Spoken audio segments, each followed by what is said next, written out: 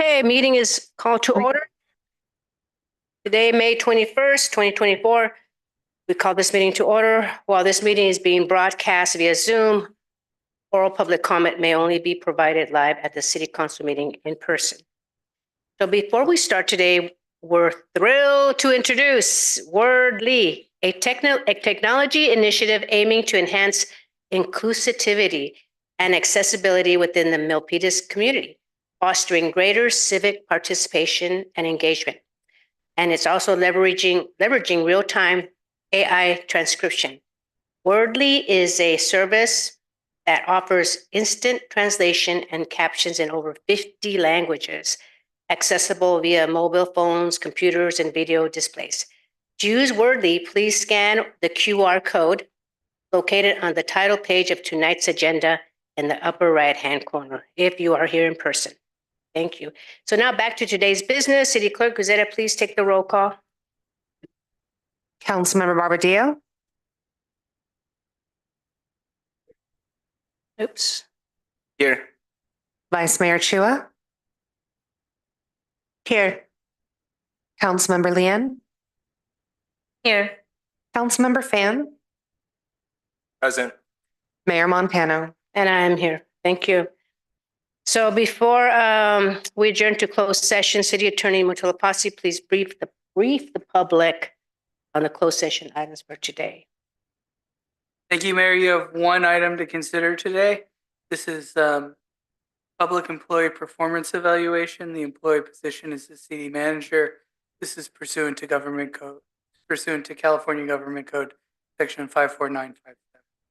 Okay, thank you, City Attorney. And so now we'll call for public comment on the closed session item. And today's public comments will be limited to 2 minutes. Is there anyone from the public that would like to comment on that closed session item? Is there anyone on Zoom? Seeing none, we will adjourn to closed session. All right.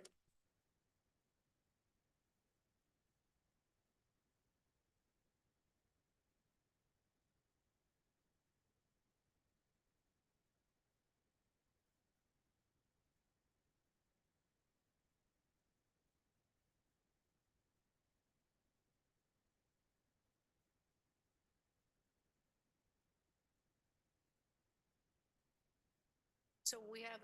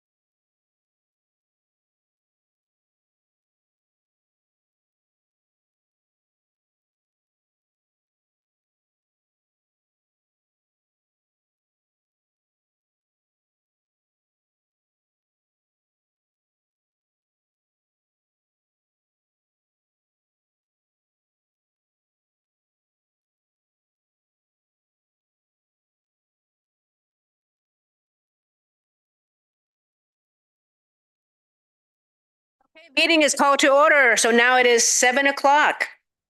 And please, Mr. Musalapasi, if you can report out. Thank you, Mayor. You considered the public employee performance evaluation of the city manager. There's nothing to report at this time. Thank you very much.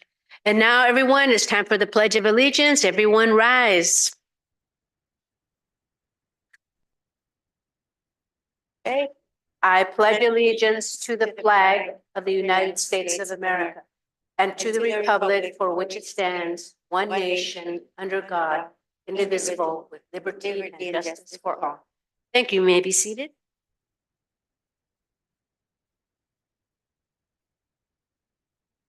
Okay, so now we have the invocation, and from my understanding, it is Vice Mayor Chua.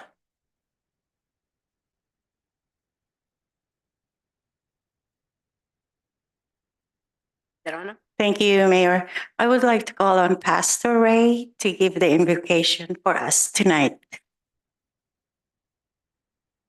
Daniel.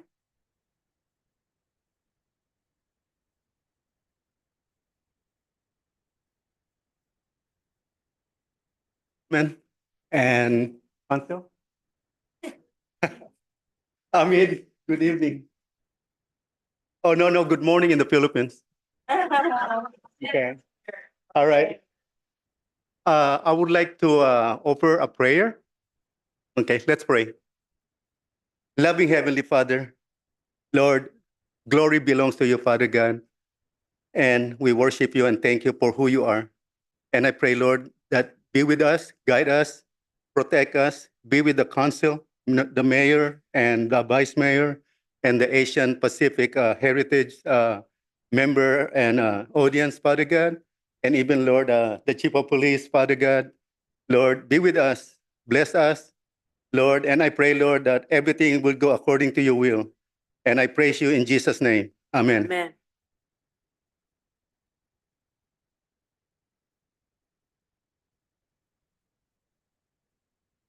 Okay, thank you so much for that wonderful invocation.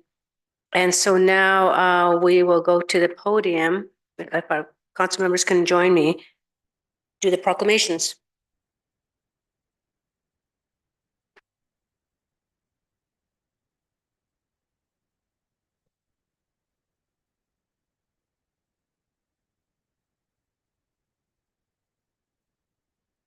So welcome, everyone. We have a full house today.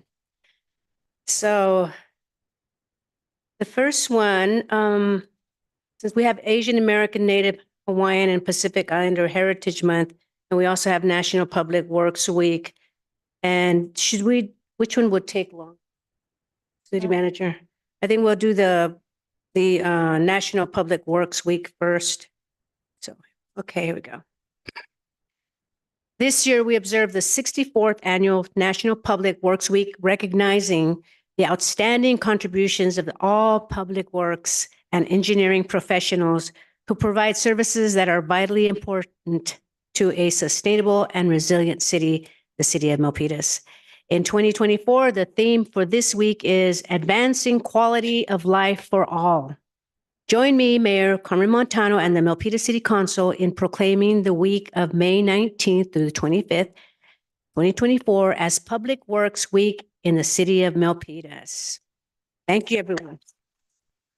So we have this proclamation. Would Christian please come up and accept this proclamation? And if you want to say a few words, yes or no, it's up to you. As well. Yeah. And all of that. Time for your picture. Come on over here.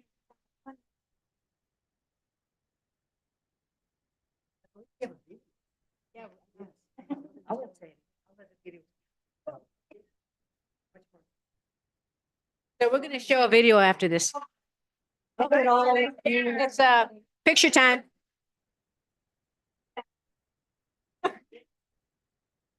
What?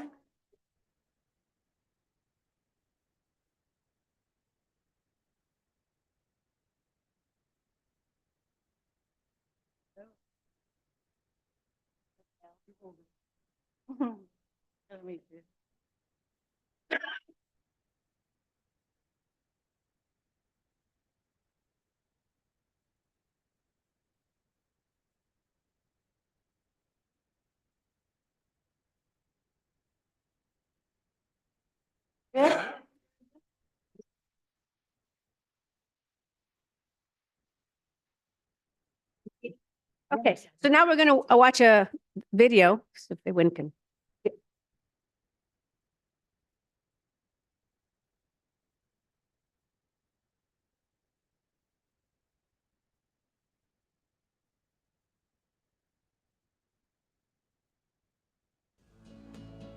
My name is Miguel Navarrete.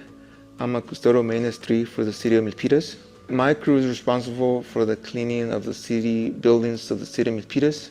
My favorite part of the job is to share my knowledge with my coworkers and also learn from them. I like working for the City of Milpitas Public Works Department because they give us the opportunity to grow professionally and they'll give us the room for development. My job is multifaceted. I get to help the repair crew with the repairs that are needed in our water lines.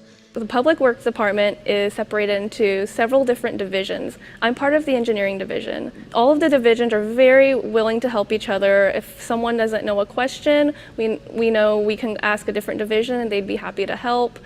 I really enjoy working for the Public Works Department because it allows me to give back to the community and help improve the daily lives of individuals. Milpitas has the best public works team because over the years you grow and become a family. So it becomes more than a job, it becomes fun. What I love about my job is providing good service to the community that is very valuable, knowing that they'll be able to use all their utilities in their houses without any problems.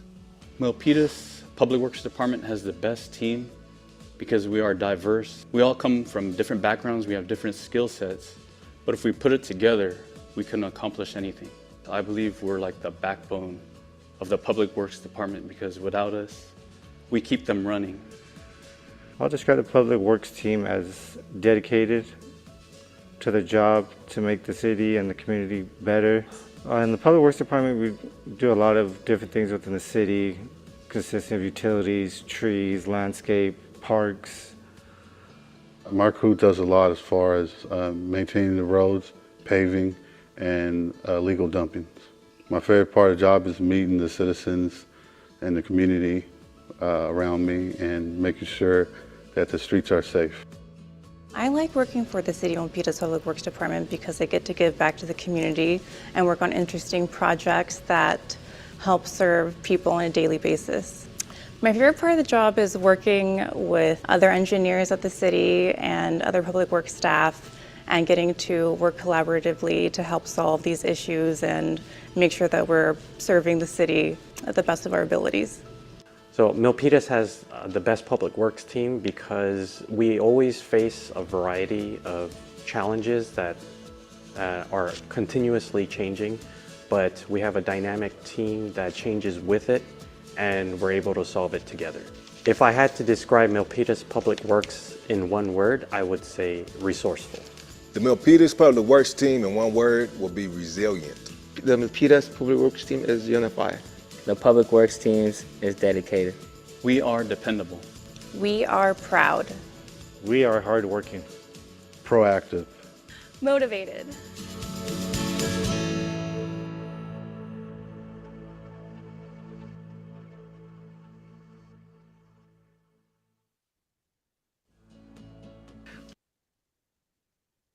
That was such a great video. Thank you so much for the team that developed that video, and they are so right. Without you guys, without the Public Works team, our city wouldn't be what it is today. And thank you so much for keeping our city safe and clean and the roads paved and so forth.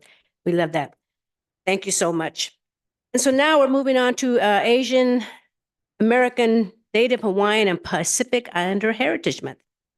So today we honor Asian Americans, Native Hawaiians, and Pacific Islanders Heritage Month, and all the other Asian groups, celebrating the diverse cultures and impactful contributions of these communities. From Asia to the Pacific Islands, AAPI individuals have left an indelible mark on society, overcoming adversity with resilience. Let us commit to amplifying their voices, advocating for inclusion, and building a future where every individual is valued.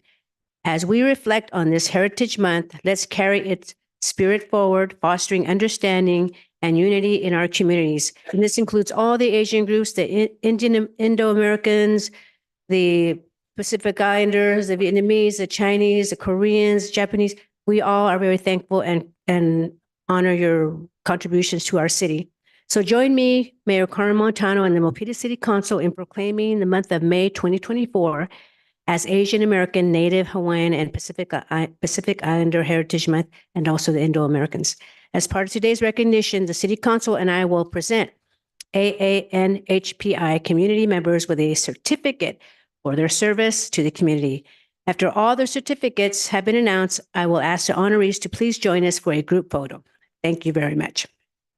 And we're going to be, each council member was selected individuals to get the commendation, and they will have the honor of providing, they'll call out your name and then you come up there and stay here. Oh, I will go first. Okay, so the first one, Deepak Awasthi. Thank you.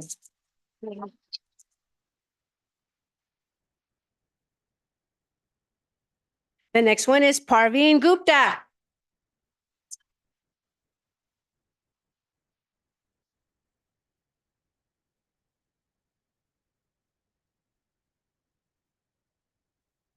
Next one is Kelly Ipschwan. Yeah.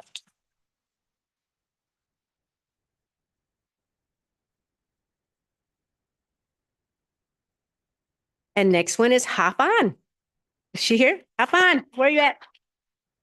Okay. We'll mail it to her. The next one is Xia Kong. She here? Okay, we'll mail it to her. And Vicky Young. We'll mail it to her. And the next one is Tien H. Mai. Is he here? We'll mail it to him. Thank you very much. Next. Oh, picture. Yes.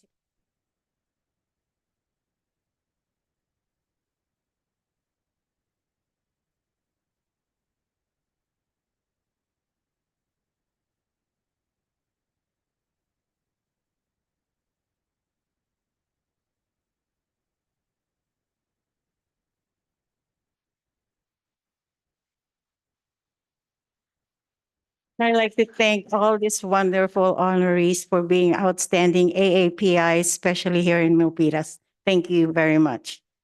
First up is Divina. Miss Divina, please. Pastor Ray. Miss Mila Garcia. Miss Jinky Peralta. She here.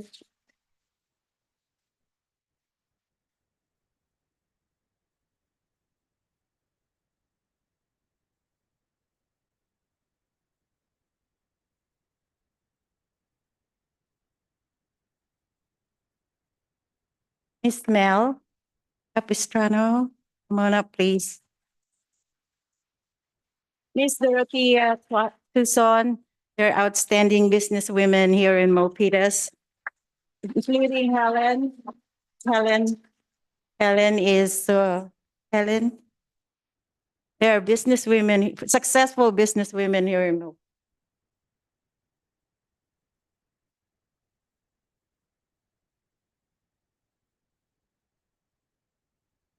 Oh, Ahmad, the chairman, and also the founder of the first Silicon Valley University, the first traditional university in the entire United States.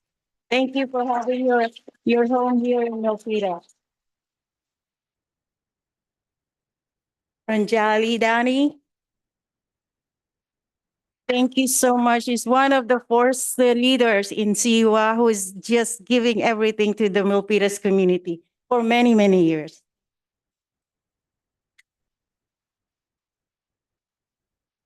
Anupa Mandan, you can't believe she's been doing 8 years of teaching crocheting and knitting at the Milpitas Library. How about that?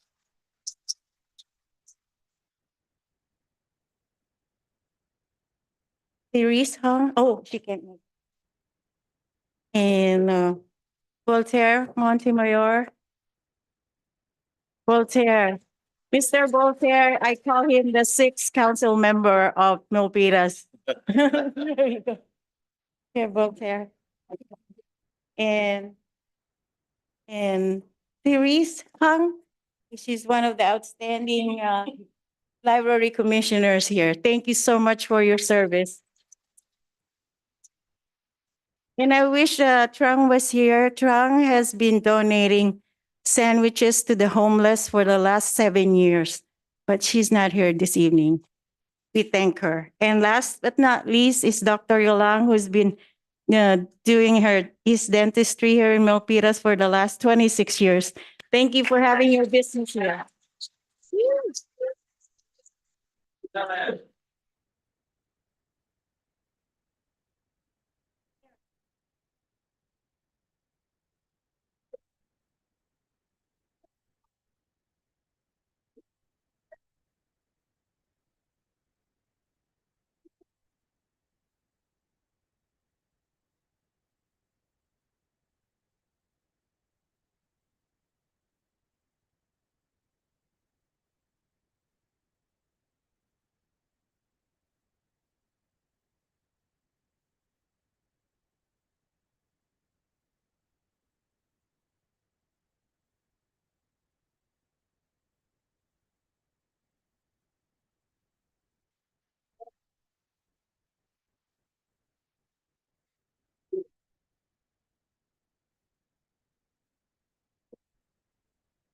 Thank you.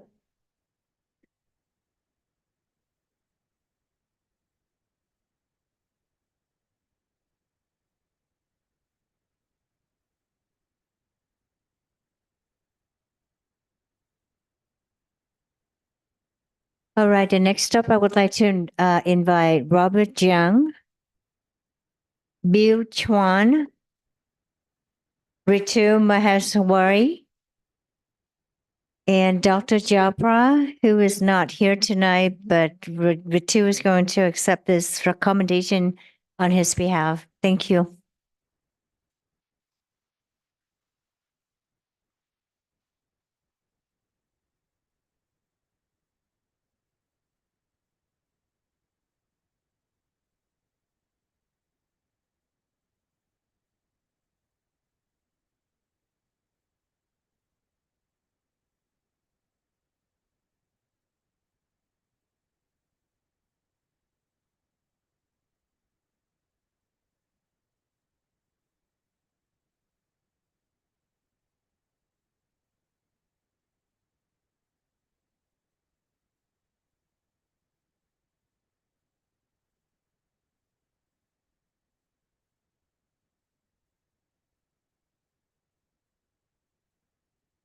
Before I begin, I just wanted to thank all of our Asian American, Native, Hawaiian, and Pacific Islander staff that have been, working tirelessly to keep the city running and serving our community.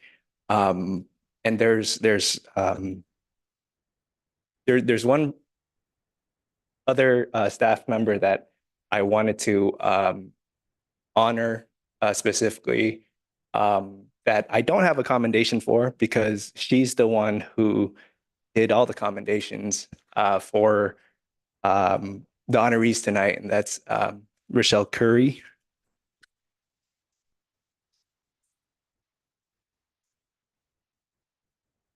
Thank you for everything you've done, and thank you for your continued service.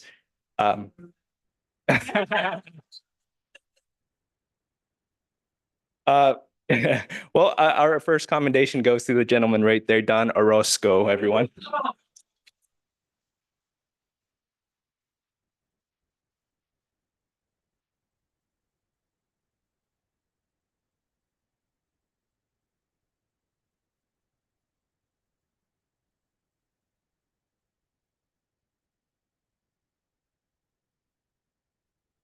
Up next, we have Rosalind Butzeberg.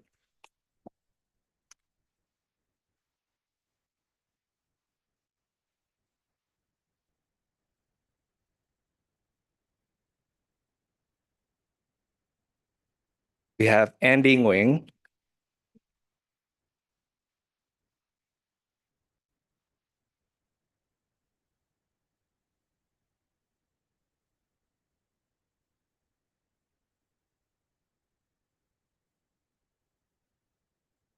Leah Alcorn.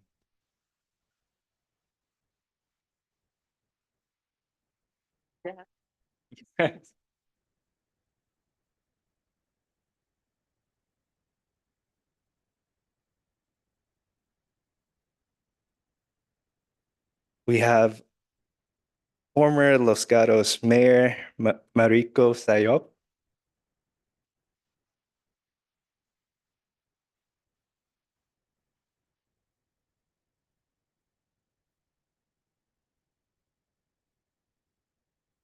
We have former San Jose Council Member Tam Nguyen.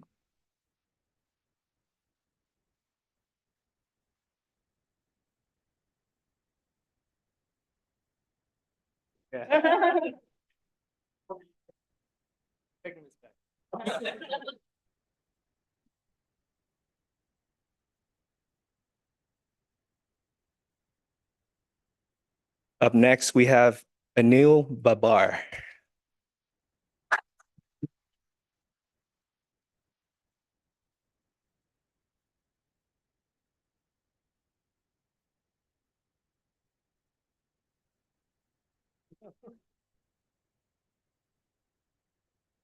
I'm not sure if they're here tonight, but up next is Lucy Koo. No? Okay.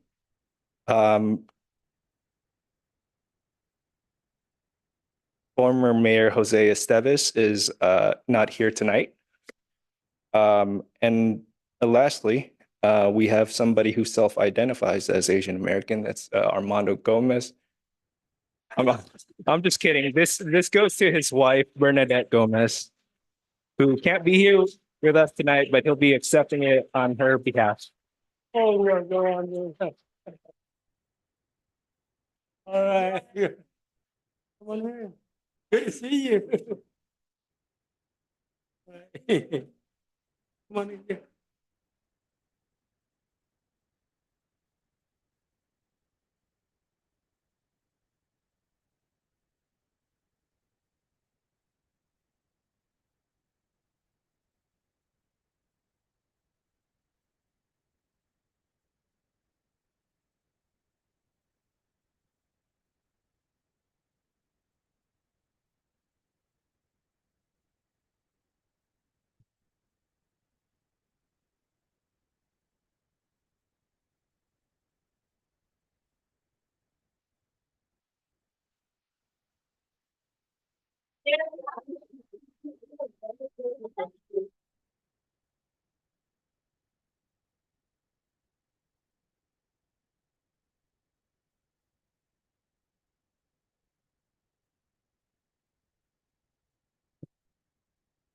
All right. I think we saved the best for last. No, kidding aside, the diversity has worked in this city. You know, the coexistence what we had contributed to what the city has become and will be in the future. It's our honor to recognize those contributors. In the field of the youth, we are recognizing Vienna San, who is a member of the Youth Commission.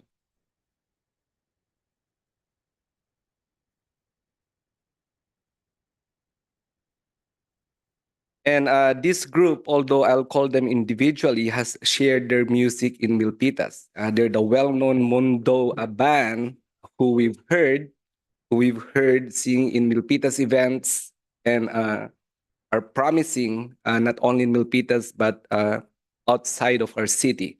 So first off, I want to call Gavin Geraldo.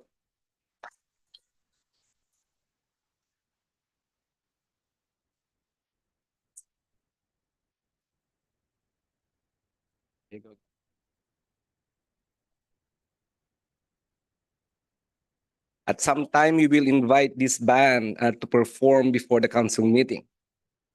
The next one will be Christian Andrade.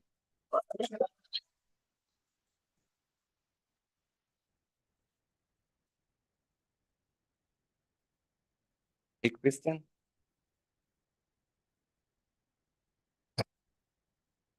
The next member of the band is Jude Cinco.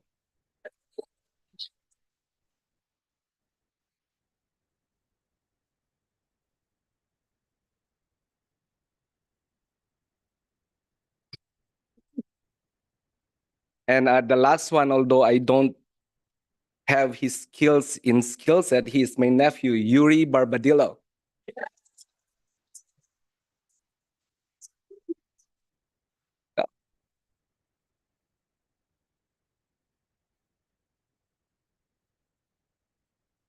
I just want to say I love their music. They're so awesome.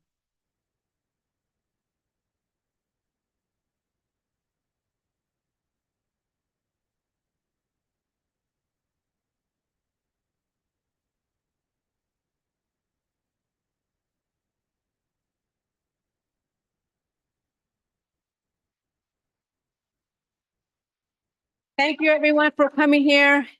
And you guys are all heroes. Thank you.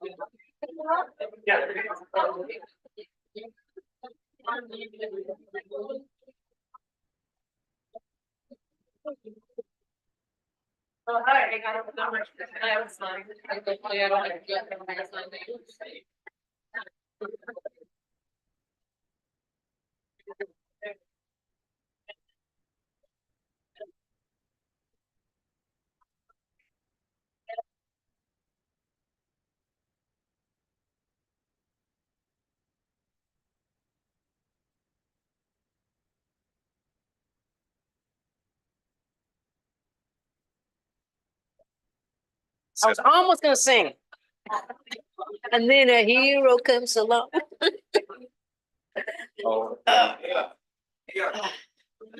Okay.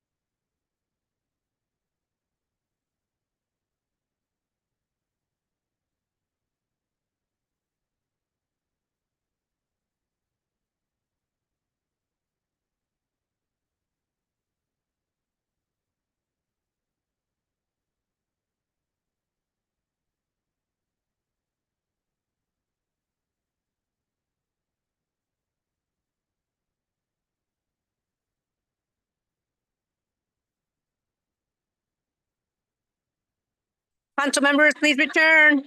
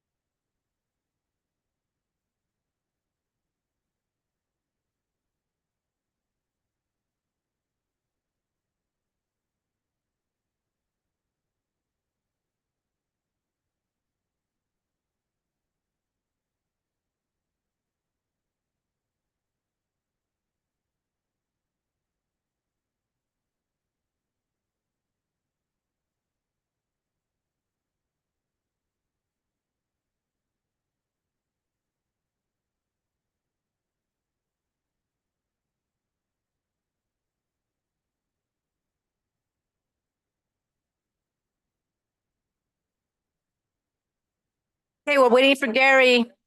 Council member.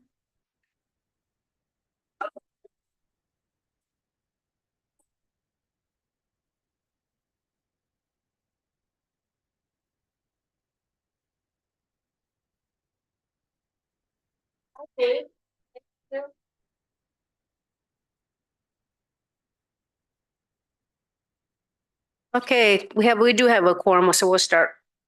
Okay, so now let's move on to public forum. Members of the public are invited to speak on any item that is not on the agenda. Please note that oral public comment may only be provided live at the city council meeting in person. Public forum will be limited to 2 minutes. So call for any speakers, city clerk. I have no public speaker cards. Is there anyone from the public audience that would like to come and speak? Okay, Mr. Montemayor.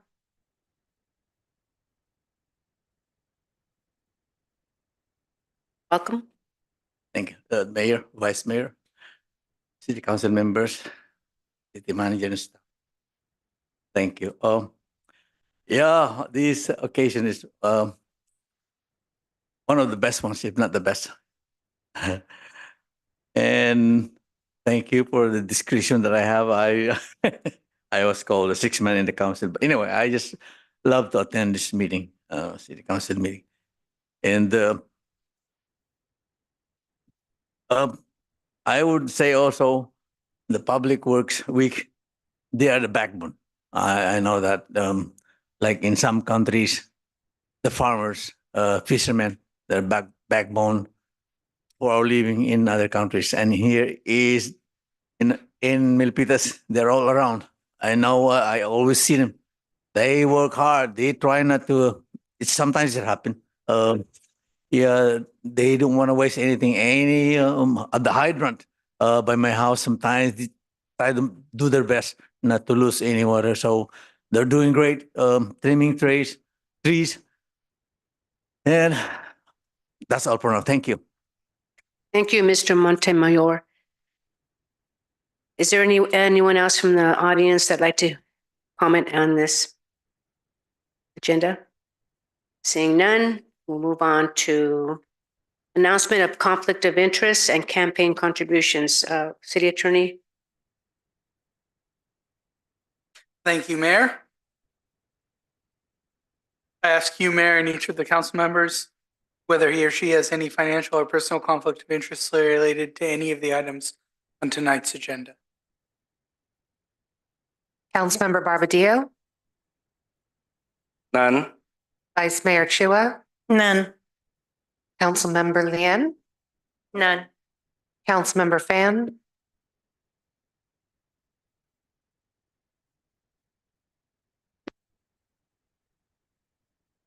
Mayor Montano. And I am none. I further ask you, Mayor Montano, and the members of the Milpitas City Council to please disclose any campaign contributions of $100 or more received within the last 12 months from any of the parties entering into contracts with the city on tonight's agenda, or contributions received from the development project applicant or development projects on tonight's. Councilmember Barbadillo, None. Vice Mayor Chua, None. Councilmember Lien, None. Councilmember Fan, None. Mayor Montano. And I am none. Thank you. Please let the record reflect there are no reported calls. Thank you, City Attorney. So now I'm moving on to the City Council Code of Conduct, and Vice Mayor Chua going to read it.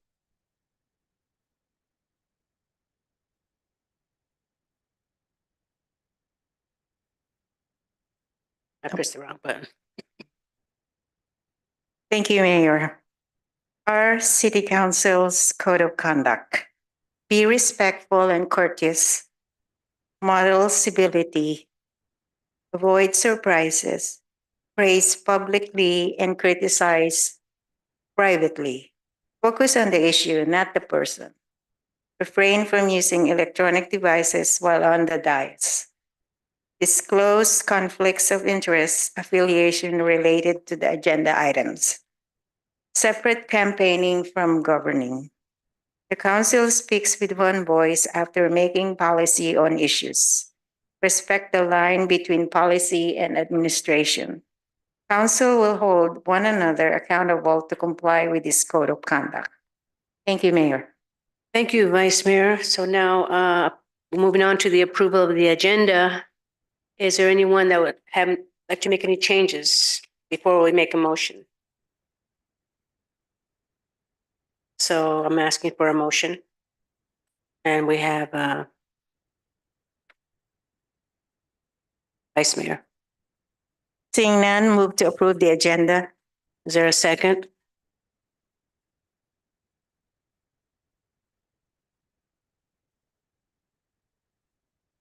Say delegates. Here it is.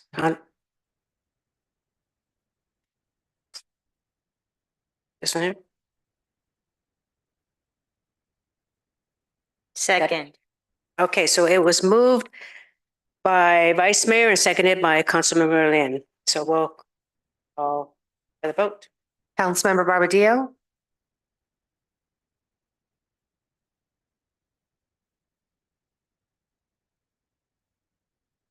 Aye.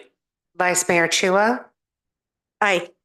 Councilmember Lian, Aye. Councilmember Fan, Aye. Mayor Montano. And I am an aye. Okay, now moving on to the consent calendar. And we'll ask the staff, do you have any comments on the consent calendar? No comments, Mayor. Thank you. And we'll call for a public comment on the consent calendar. Anyone in the audience? So now we will call for a motion in a second. And we have Vice Mayor Chua. Seeing none, move to approve the consent calendar. Oh, Councilmember Fan. I'd like to pull C5. No, that was not the right one. It's this one. Move to approve the agenda with the removal of C5. Okay. Is there a second? And we have Second. Councilmember Lin made seconds. So it was moved by Vice Mayor and we had item C5 removed. And then we have Councilmember Lin made a second. Okay, call for the vote. Councilmember Barbadillo, Aye. Vice Mayor Chua, Aye. Councilmember Lian, Aye. Councilmember Fan, Aye. Mayor Montano. And I am an aye. Thank you. So since C5 was removed, we do that at the end or should we do that now? The manager. That's at the mayor or the council's discretion, whichever you'd like to. So we'll go ahead and do that before we do the public hearings. Councilmember Fan, you wanted to make a comment on that? Let me see. I don't see his name here. Delegates. There he is. Yes, thank you. It says reallocation of money. Is this something we previously allocated? City Attorney? Thank you, Councilmember Fan. This is money that was part of the original budget. It's moving from one contract with outside counsel to another contract with outside counsel. So it's money that was allocated for the purpose of outside counsel funding, but is moving from one firm to Yeah, can you or anybody elaborate on this special counsel provider? Or because I've never I don't recall ever working with such a concept. Is this a new thing? Well, generally, all special counsel, generally when you had contract counsel, they would have provided both the function of the city attorney's office, but also handled special projects. Now the city attorney's office staffs all the internal work, but does use special counsel for some special projects. And there is a budget allocated for that. And as I stated, this was within that budget. Okay. I think what confused me was unless it's done intentionally, council is indicated as a council, like as in city council. Okay, yeah. Okay, so that makes a little bit more sense. Sorry, I should turn on my microphone. It should. I think that was the typo. It should have been council with an S, not council with a COA. Okay, and what is the scope of this contract? It's to provide special counsel. So they've assisted with several HR projects. They've assisted with some Public Records Act projects. A handful of other projects that we've had them work on. Okay, and how long have we been in contract with them? For this particular contract, it started this year. The city has used this particular firm on and off for the past 30 years. So they had represented the city in some litigation that just concluded at the beginning prior to me coming here. They had provided city council work by contract at some point for the city in the past. They're one of the large, well-respected municipal firms in the state of California. So is this contract with Myers-Nave specifically for the scope of general HR issues, ERA issues, or is there anything specific to this? The scope of this particular contract was special projects that would be assigned on a case-by-case basis. Generally, those special projects this year have represented HR both on the investigation side and on the representing the city in PERB matters and arbitrations. Oh, I'm sorry. Can you repeat that last one? I didn't catch that. PERB, the public employee. You're going to make me remember acronyms. Public Employee Relations Board, and then arbitration. So at times when we have disputes with unions about specific provisions of MOUs and things like that, it won't arise to a complaint, but it'll go through a private arbitration process.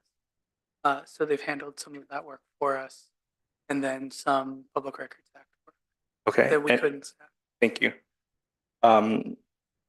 And I guess since you've started here, how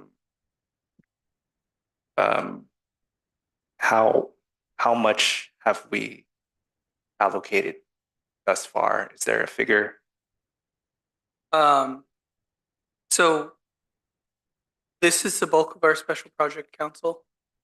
There may be another $15,000 or $20,000 in special projects that are being handled for specialized firms. Okay, and okay, let me rephrase. Since last fiscal year, how much has been allocated towards this firm? Towards this firm? Yeah. Or I don't know, special projects. So special projects was 150. This would be an increase. 150. And then this would be 90, and then the rest, 20,000 or so, is other firms. That would be an overestimation, but yeah, something like that. And the initial 150, was that something that council voted on? That was approved through the budget process last year.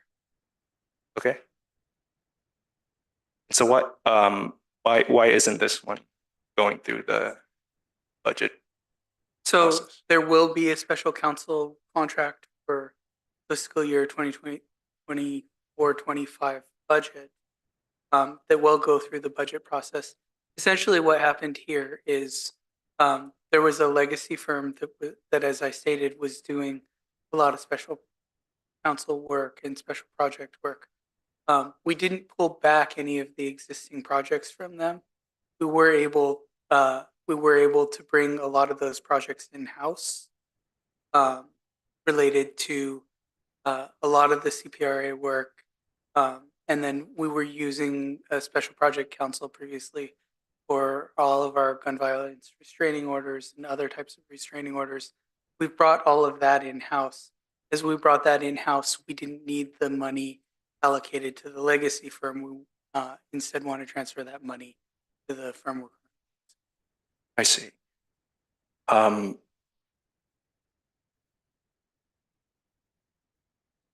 Seeing as to how we are in the process of our budget, and we need to, approve the budget soon anyways, my preference would be for this to go through the budget process as it, did previously. So this is for the previous budget year. This would not be for the next budget. These are contracts for the 23-24. The contract for the 24-25 will be gone during the budget. Okay, so it's a change to This is 23-24 budget. This is not a change to the budget. The money was already budgeted. It's a change to which firm we're using for the service. Okay, and which legacy firm it was the one that we're moving on from? The legacy firm was BBK. I see. Okay, well, I think that with BBK, when they initially started work with the city, we went through a bidding process. I'm not sure if that's something that we can look to do for special projects in the future, but this 90,000 is quite a sizable amount compared to the roughly 20,000 or so going towards other firms. And that's why I can't in good conscience support it as one council member. Okay, duly noted. So, Vice Mayor? Thank you, Mayor. Clarifying question, Ms. Attorney Montili. Based on the questions and the answers, please correct me. Is this a budget that is left over or surplus from 23-24? Is that correct? Right. This is money that has already been budgeted Allocated. in 23-24. There's no extra appropriation. And the reason you're coming to the council, because why? Because we move faster getting special project work as directed by council from pulled back from the legacy firm and into new. 90, you have authority for 90,000. Why is it on the agenda? Because the contract is above 90. So it goes over Right. over 100,000. So it'll go over 100. But I we're see. asking for a council. I got it. And these are for special projects. for a special project. Are all the projects from BBK been done or almost done, or you So don't need all- any more funds? All of the projects from BBK have been completed. And we've taken all those projects either in or assigned them to other council. And this is still the leftover. Okay, I got it. Thank you so much. Thank you, Vice Mayor. So, since Councilmember Fan does not support this, do we have to take a vote on this? Yes, we do. Okay. Mayor, So, Councilmember Barbadillo. Councilmember Lapidillo. See, where are you at? There he is. So this 90,000 is for 20 budgeted already, 2023, 2024 for then special counsel provider. And sometime last year, we changed that or So the money was already budgeted. It was budgeted to go to a different firm. We no longer need to use it for that firm. We're moving it over to it. right. I understand that clearly. So what I'm trying to ask is, so it's budgeted for that certain special counsel. We did not use it. And then we have a new special counsel. And this proposal is to transfer these funds to that, right? Here's the question. Did that new special counsel have a budget last year? No, we didn't use them last year. Or we did use them a little bit last year. But the budget was the $20,000. Right. So where did we use? Where did we get the money for this special counsel? It's budgeted in the city attorney's budget. Right. So that's what I'm saying. So there's already a budget for the special counsel, the new one, Mayor Nave, and this is a surplus from last year's former special counsel. No, this is to cover work that Myers Nave is doing in this year. So this is not moving surplus money around. It's just moving around who's doing the special counsel. I'm a little bit confused. So there's two attorneys last year, special counsels, right? Former and present. Right. And the first question I had is, we already have a budget for the former. When you're using the word budget, I think it's a misnomer. Okay. There was a contract with the former. Right. So there's a contract. There was just one budget. There was a contract with the former.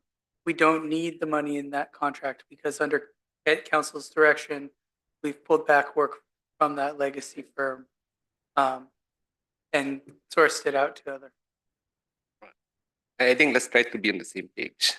So we have the former, and there's contract, and we do have a source of paying that contract. Right. In 23, 24. That's right. Right. And then at some point last year, there's a new council. Sure. Right.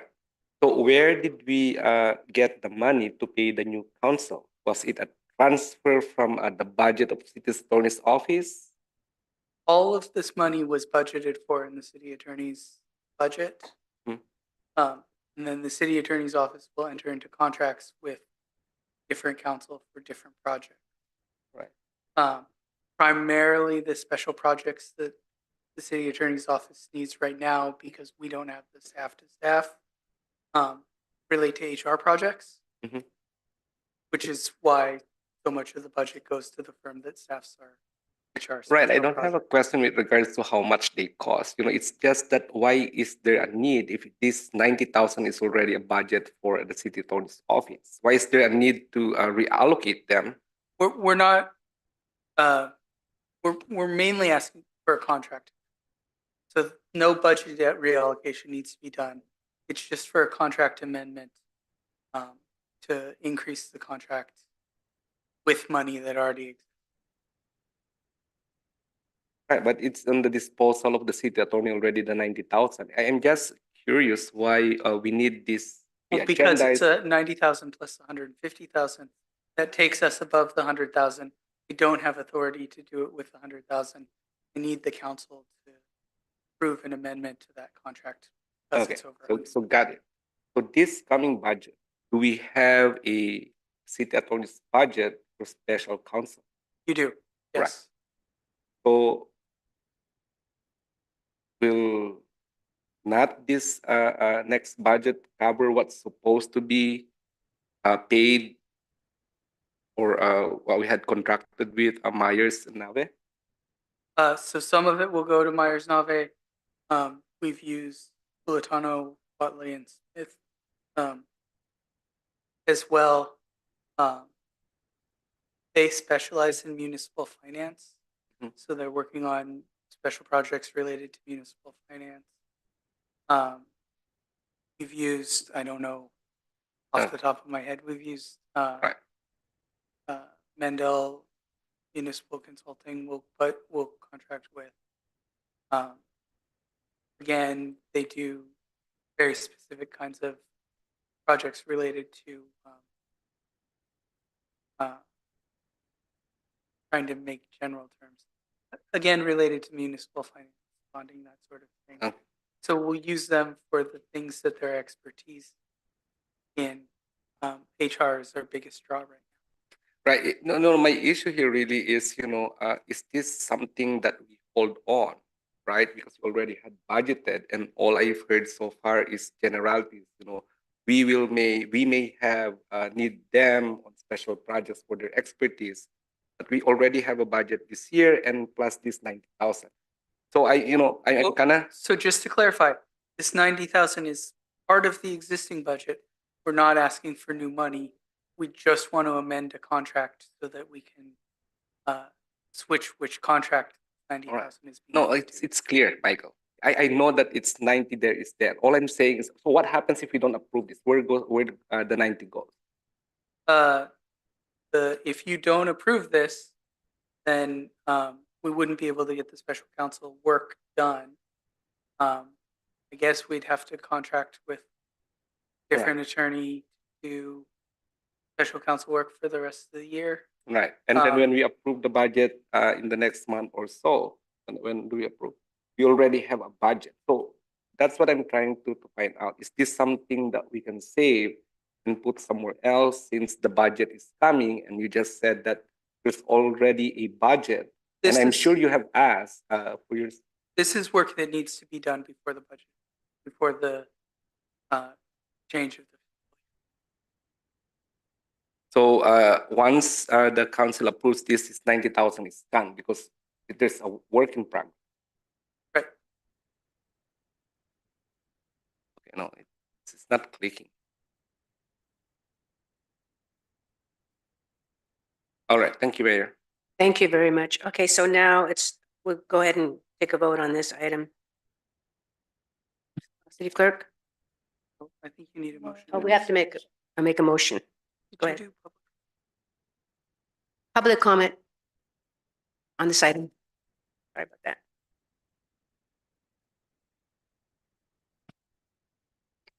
Voltaire Montemayor, Milpitas. I don't think we gotta go deeper and consult the finance department. I believe as long as the plus minus will reconcile the figure, the two groups, the former and the current, the 150 and 90. For me, as long as the auditing part, the accounting part will reconcile, then I think we'll be okay. Thank you. Thank you, Mr. Montemayor. Is there anyone else that would like to speak on this item? Anyone on Zoom? I'm sorry, Mayor, we're not accepting Zoom public comment. Okay. And so we have Vice Mayor. Thank you, Mayor. Move to approve C5 as written. Is there a second? If not, I'll second it. So it was moved by Vice Mayor and seconded by Mayor. So call for the vote. Councilmember Barbadillo, No. Vice Mayor Chua, Aye. Councilmember Lian, No. Councilmember Fan, Nay. Mayor Montano. Aye. Okay, now moving on to the public hearings. City Manager?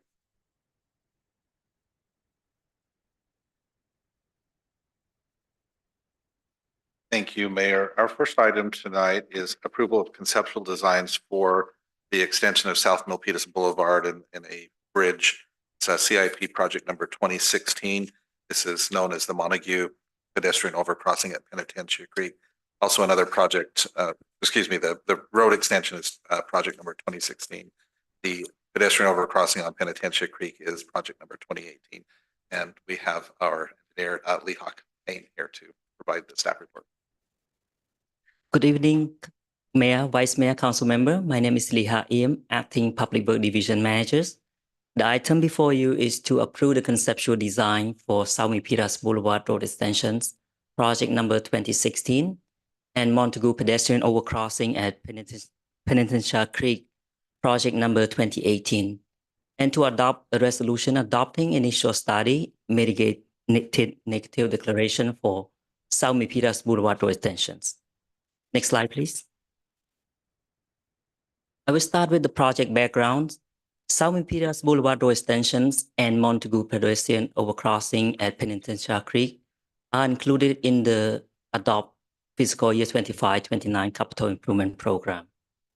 Both projects are included in the Metro Specific Plans Update, formerly known as TASK, to provide for the safe and convenient pedestrian and bicycle connectivity within the residential neighborhood, park, a school, transit center, and great more.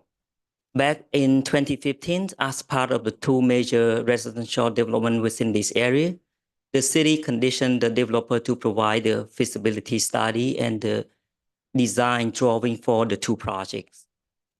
The project in 2023, the city resumed the design of both projects, which is anticipated to complete by the end of this year. The conceptual design for both projects are now ready for the City Council approval. The California Environmental Quality Act, known as CEQA, requires the city to inform the decision makers and public about the potential environmental impact of both projects, which was evaluated as part of the Metro Specific Plan at the program level. The evaluation was part of the Environmental Impact Report, known as EIR, that was completed as part of the task, and followed up with the subsequent EIR that was prepared for Metro Specific Plan, which was certified in 2023. And in order to allow the city to understand the real impact of the environment resulting from the improvement of these two projects, the city have hired David J. Power and Associate, the environmental consultant, to perform the environmental study for these two specific sites. Next slide, please.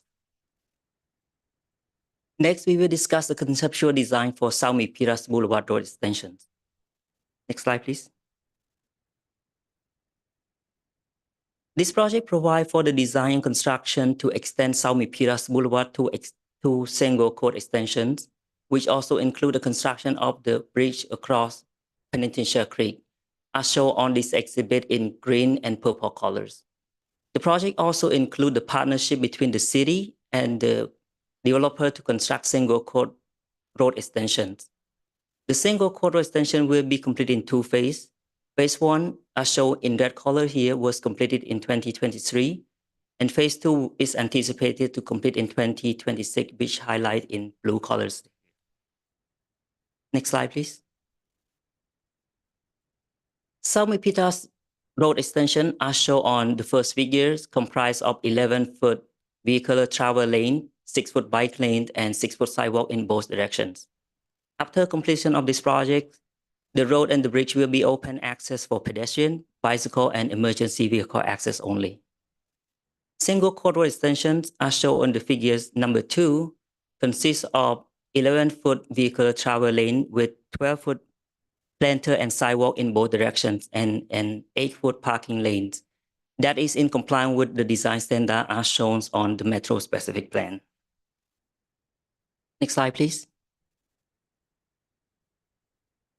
As mentioned previously, the construction of the bridge is one of the major components for the South Milpitas Boulevard Road Extension projects.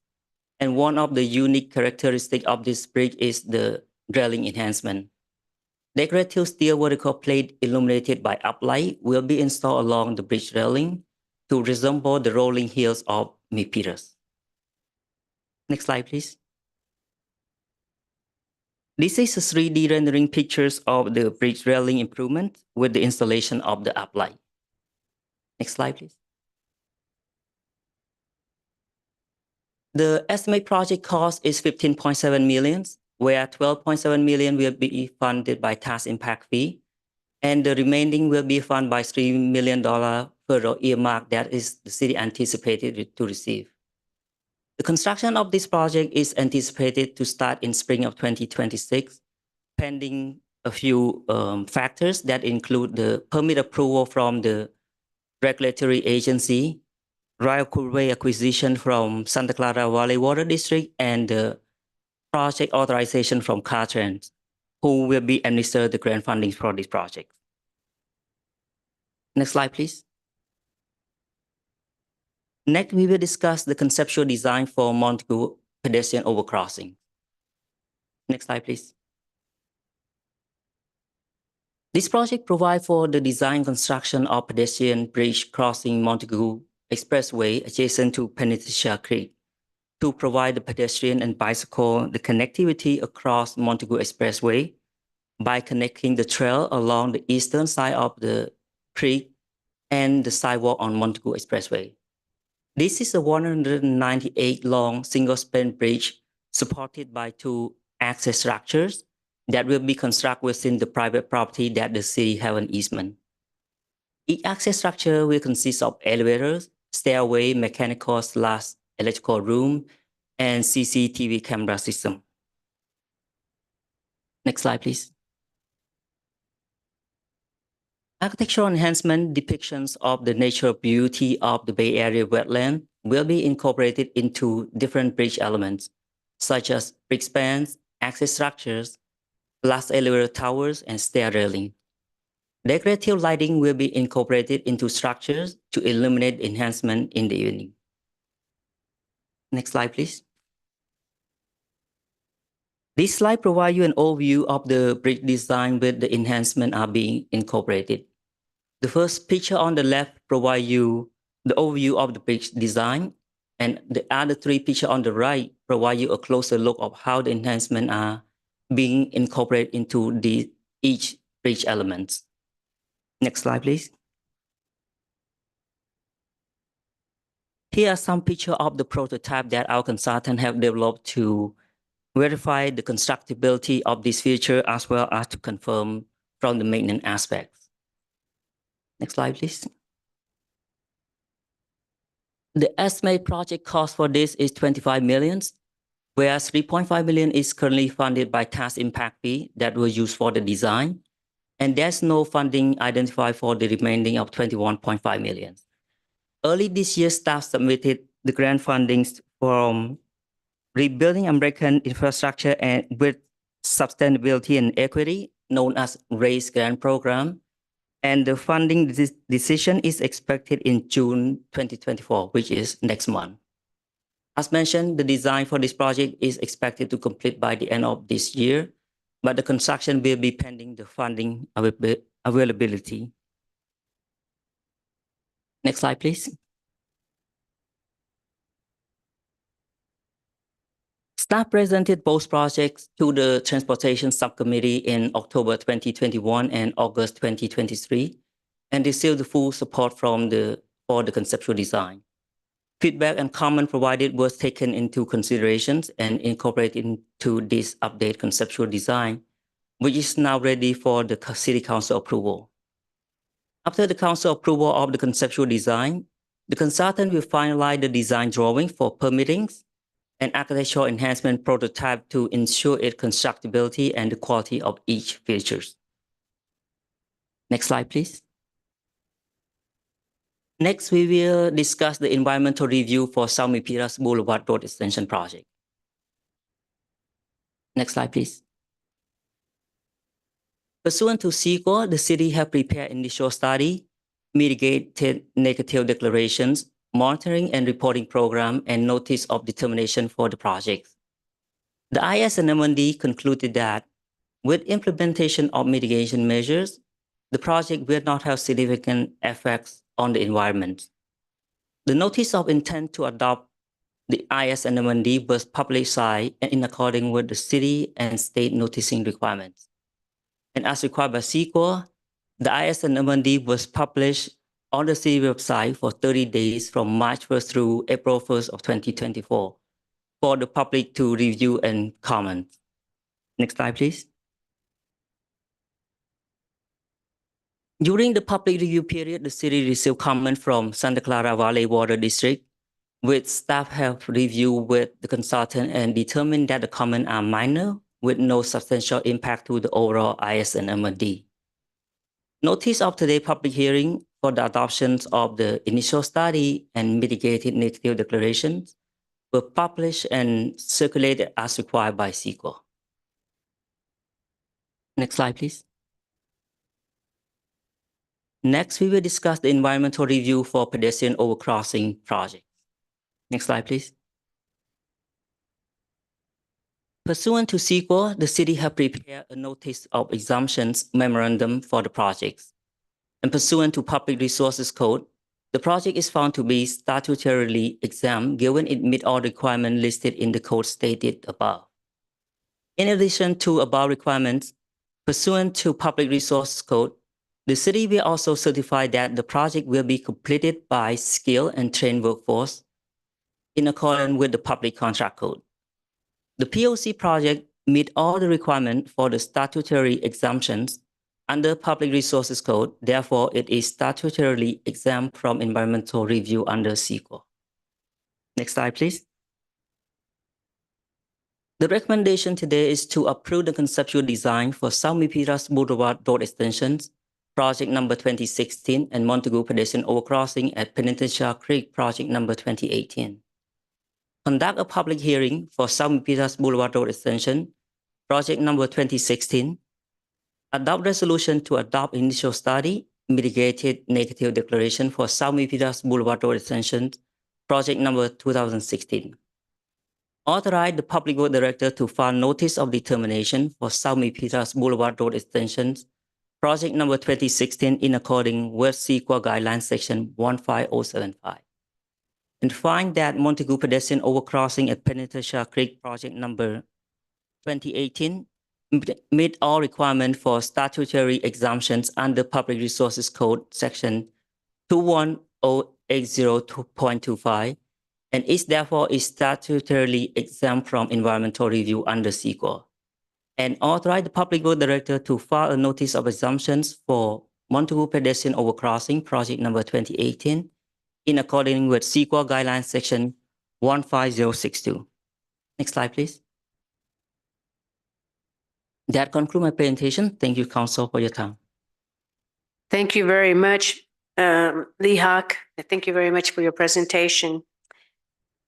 And so now we will do the public hearing on this item. Is there anyone from the public that would like to comment on this item? I have no public speaker cards. Is there anyone from the public? Mr. Montemayor?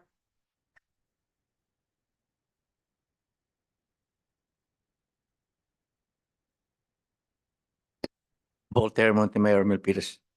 I just need a couple of clarification, but I think it was explained good to my mind and from the presenter. These are just conceptual designs. There are two project numbers, but it's just the design. So in other words, we're not combining the budget yet on this recommendation number one. And then at least this is an enhancement and revitalization of that area. I like it. This will improve the beauty of Milpitas. It's an attraction. It could be one of the wonders of Milpitas, eventually, I would say. Now, there was, and maybe my terminology, understanding the terminology of study mitigated negative declaration is a negative film or a negative comment.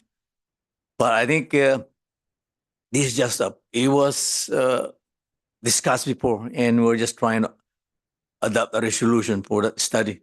So I would say on the recommendations of 4, 5, and the rest, I think it was covered clearly. Thank you. Thank you, Mr. Montemayor. Is there anyone else that would like to make a public comment?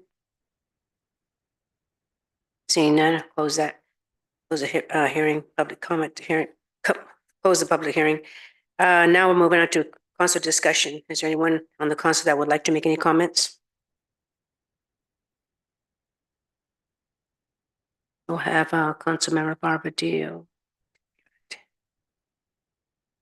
First off, do we have a Google map view of what we're talking about? If we can display it. Just trying to You mean the location map? yes. Can I have the slide on page number 2, please?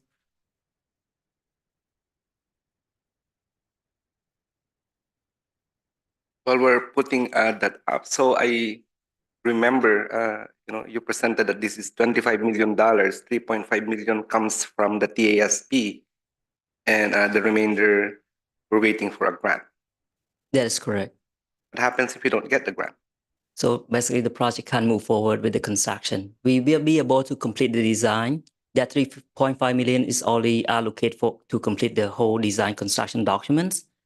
So if we do not have funding, the project gonna be just put on hold until we have the funding. We can start the construction for that. But at the same time, staff continue to find the funding opportunity through grants and or earmark to close this funding gap. And we spend the 3.5. 3.5, yes, we spent for the design and staff time to administer and also CEQA.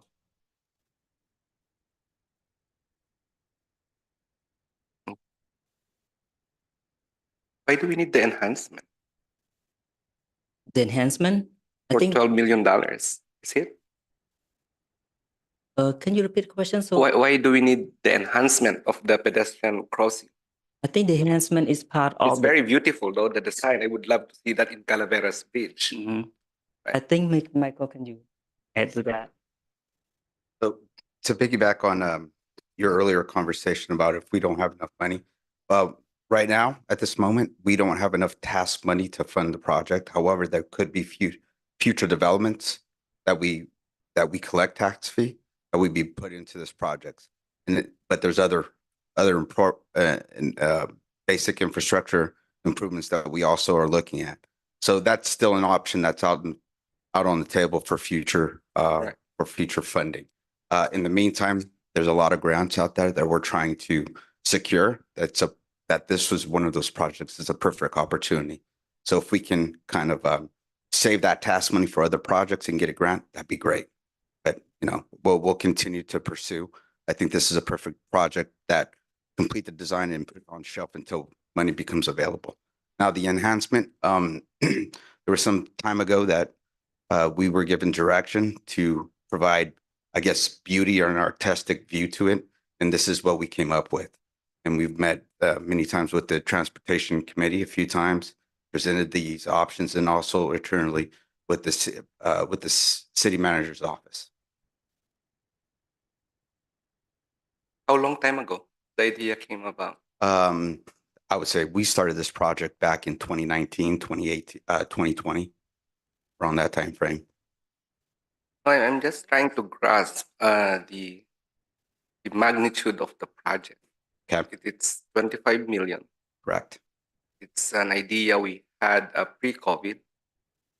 We did a lot of financial circus.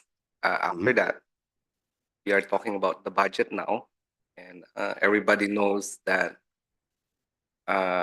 we're trying our best to balance the current budget. Why now? And why do we need 25 million? We were given direction in the past, so we were able to finally move this project forward. So right now we're trying to get conceptual design approval so that we can continue and finish off design, which we're anticipating till the end of the to complete by the end of the year. In the meantime, But it was always planned to kind of construct this project after a few priorities, after we kind of completed the Longo Manongs Park. So it's been on our radar for a while. So this was the opportunity that we had to bring it to the council for their approval. Do we have an actual picture of the pedestrian bridge currently? The overcrossing that we're trying to enhance? We have conceptual designs. Do we have the actual prototypes? Something's there, right? Do we have? No, there's nothing there. There's nothing? No. So this is to be, it's being designed to construct. There's no bridge there. There's a bridge at the other side. The other side, exactly. Thank you, at the BART station, correct. And it's going to be something very similar to that. Okay, I think that's my point. We have a bridge on the other side. I think that's where we spent a few $100,000 on mural last time. No? There is a artistic component to the existing bridge as well, Councilmember. Matt Cano, Assistant City Manager. If I could just add a few points to City Engineer Michael Silvera's responses.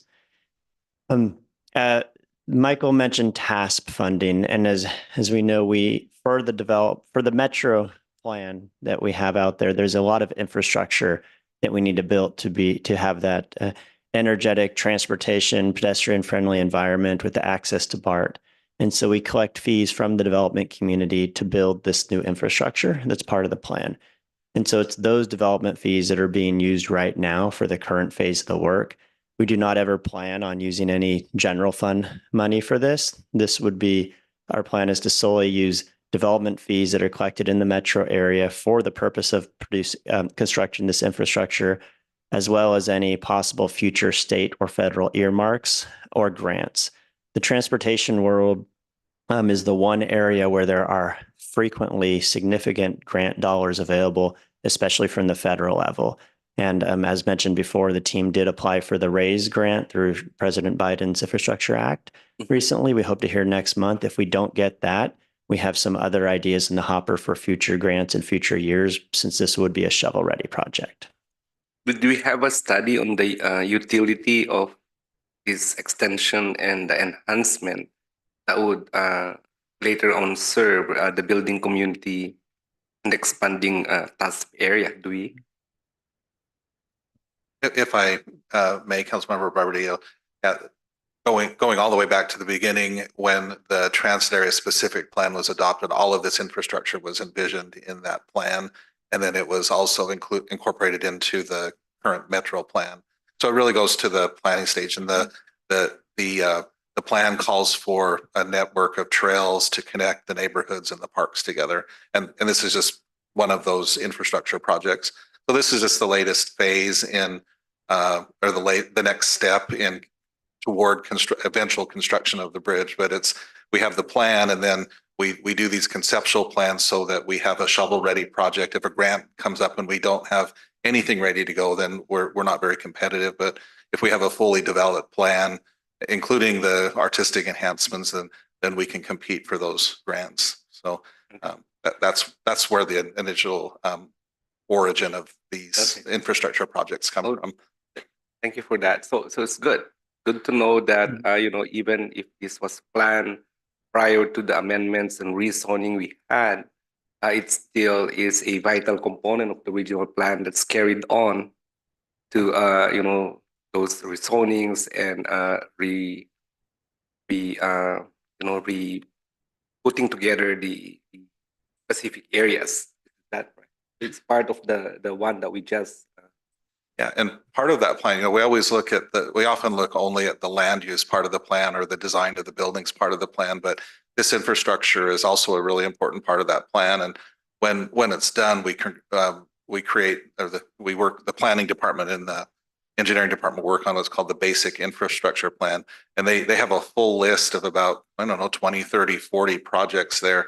And they're just one by one, ticking them off as the city engineer mentioned. The fees come in, and then we look at the project needs to be. It might be a park project, it might be a bridge project, it might be street project. But they just go right down that list, and they prioritize that each year, and then it goes into the CIP as well. So as I say, it's just one step in the process. And I would like to add too, the reason this is on the council's agenda tonight is that this type of a project requires environmental analysis under CEQA, and that CEQA document, which in this case is a mitigated negative declaration, or an MND, has to be approved by the council. So again, that's just one additional step to have the environmental clearance so that the project can move forward at some future date. Yeah, I understand the process. It's just that on the first look, it's too expensive, right? But well, I'll make the announcement now that I should have done. I will do later on. Let's look at Calaveras Bridge. You know those lights that you said that represents the Milpitas Hills. If you put them there, that's something as a gateway. So for now, okay, I agree. You know, with this project, it's conceptualized. It's been a part of the old plans before that's incorporated on everything that we did on that area. And hopefully we get the grant, and hopefully we save tax money and rechannel it to more projects, and we should heavily rely on the federal infrastructure fund or something. Agreed. Okay, thank you. Thank you, Councilmember Barbadillo. Anyone else? I'd like to make a comment. These projects do take a long time. I serve on the VTA, and right now they've been working like 10 years for that. So it's not, I understand. Then you have to be shovel ready to get the grants. And that's another issue. But I do like the fact that this is a really good project. It serves the purpose that we want, the circulation and to the high density to the BART. So it makes sense. And it's a really nice looking bridge. So any comments from colleagues? Okay, I'll call for the vote. Mayor, we need a motion, please. Oh, well, go ahead. Councilmember Lin, let me see, where are you at? Yeah, I move to accept this conceptual design. Is there a second?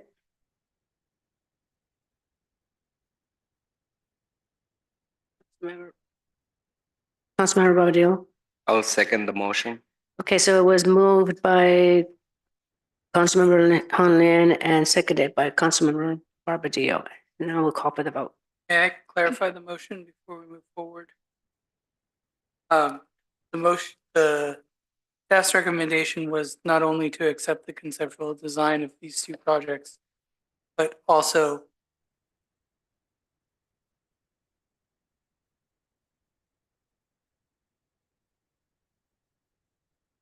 Read all the 6. Sure. What do you want me to So read those? just to clarify, the recommendation, which I'm taking it to be your motion, upon clarification, would be to approve the conceptual design for South Milpitas Boulevard Road Extension Project 2016 and Montague Possession Pedestrian Overcross at Piedmont Creek Project number 2018 to adopt a resolution to adopt the initial study mitigated negative declaration for the South Milpitas Boulevard Road Extension Project number 2016. 3, authorize the Public Works Director to file a notice of determination for South Milpitas Boulevard Road Extension Project number 2016 in accordance with the CEQA guidelines, section 15075. 4, find that the Montague pedestrian overcrossing at Penitentiary Creek meets all the requirements for the statutory exemption under Public Resources Code section 21080.25 and is therefore statutorily exempt from the environmental review under CEQA. And 5, to authorize the Public Works Director to file a notice of exemption for Montague possession overcrossing project number 218 in accordance with CEQA guidelines section 15062. Is that your motion, Correct. Councilmember Leanne? Yes. Okay, thank you.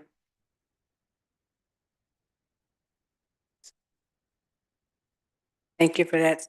So now we'll call for the vote. Councilmember Barbadillo, Aye. Vice Mayor Chua, Aye. Councilmember Leanne, Aye. Councilmember Pham, Aye. Mayor Montano. And I'm an aye. Thank you. Now we're moving on to item 17. Adopt a resolution. Go ahead, City Manager.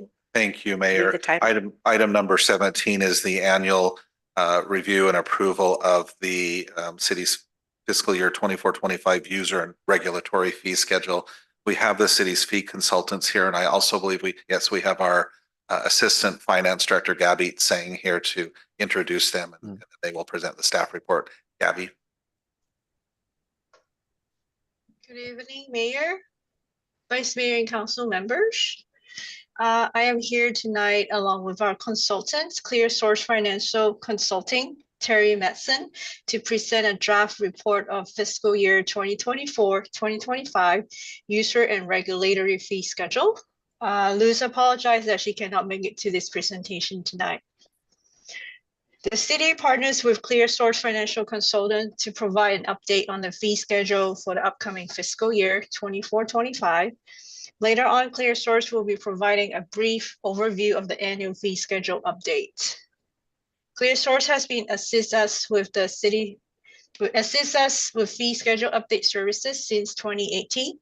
They also provide similar services to community throughout the state. Now I will turn over the presentation to Terry Metzen from Clear Source. Thank you, Gabby, and thank you, Mayor and members of the City Council, for allowing me to participate on this topic. As mentioned, my name's Terry Matz, and I'm here from Clear Source, and this is part of the city's normal course of annual operations. As part of your annual review process, you periodically update your user and regulatory fees. And so this evening's item is to consider an update to that fee schedule, and we would call it an annual update of your user and regulatory fee schedule. Next slide, please. So just by way, this item will be brief, just a very brief overview of what we'll be walking you through. First, we'll talk a little bit about background and approach, and then we'll talk about the primary proposed changes before the City Council, and then conclude with the recommendation for City Council action. Next slide, please. So just as a brief reminder, as I mentioned, we're examining user and regulatory fees, and the city collects these fees when there is a service provided directly to a receiver of service. Either it's regulatory in nature or it's a discrete service request, as opposed to services that you provide to the community as a whole. So generally, communities use their general tax dollars, their sales tax dollars, and so forth to provide broad community-wide services like public safety, public works, park maintenance services, and we use mechanisms like user and regulatory fees when we're providing direct services like plan review, permit processing, inspection work. One important note is that this is an update of what are called fees and charges. We are not examining or proposing updates to any taxes, impact fees, or utility rates, these things that sort of affect us on a day-to-day basis. Next slide, please. So as a reminder, how the fee update process works. The reason this item comes before the council is because fees are adopted by the City Council at the conclusion of a public hearing. And so this is the public hearing to consider any adjustments to fees. As a community, you perform periodic comprehensive studies. They're called cost of service studies. And in the in-between years or interim years, you adjust fees typically by regional cost inflation, which you link to changes in your labor costs. So you have two primary labor groups, safety and miscellaneous or non-safety employees, and so the fees correlate to services provided by those departments. So as labor costs change for those departments, the fees follow that. If you leave fees unchanged in an environment of increasing costs, your cost recovery levels actually don't stay the same, they deteriorate. So the purpose of these fee adjustments is to just maintain your existing cost recovery levels. Next slide, please. In 24-25, what's proposed for the City Council is an interim year update with just some minor changes. The primary fee change would be approximately 6% to most of the city's fees. And then we mentioned we do reach out to departments to see if they have any minor changes that would enhance fee schedule clarity or make a clearer vision of the services provided and the corresponding fees for those services. So we have the inflationary adjustment of approximately 6%, the minor changes. If the council chooses to adopt the updated schedule of fees, the fee schedule would be effective 60 days after this evening, and that's in order to comply with some outlines in the government code linked to certain fees in your fee schedule. Next slide, please. So the recommendation for the City Council is to adopt a resolution approving the fiscal year 2024-25 user and regulatory fee schedule. This concludes my presentation. If you have any questions or feedback, I'm happy to receive them. Thank you. Thank you, Terry. And now I'm Terry and Gabby. So I will call for the public. Any comment from the public? Mayor, we need to open the public hearing. Open the public hearing. Okay. Mr. Montemayor. Thank you. I think it's fair for everybody. Not to bluff everybody like the users. I think the overhead is much more of the expense of the city. But for us users, I will not mention parks, buildings, sports. If I'm right, though, I'm mentioning those. I think the maintenance is way, way ahead as far as the expenses. So I know the city wants everybody, want to accommodate everybody to their affordability, but sometimes it's really hard for the users. But it's okay. I know we want it fair. Thank you. Thank you, Mr. Montemayor. Is there anyone else that would like to make a comment? Okay, we'll close the public hearing. Have council members, Vice Mayor Chua. Thank you, Mayor. I have a quick question, please, to Terry. Yes. It's very quick. Compared to the last time the fees were adjusted, what is the percentage of increase overall to your recommendation? It's roughly 6%. It's approximately 6% for there are some fees that are proposed to remain unchanged, some fees that are proposed to increase by about 5.8%, and some fees that would increase by 6.06%. So I told the council on average about 6%. Okay, I have a question with Gabby. And that said, what is the projected revenue for fees based on these new adjustments? Thank you for your question, Vice Mayor.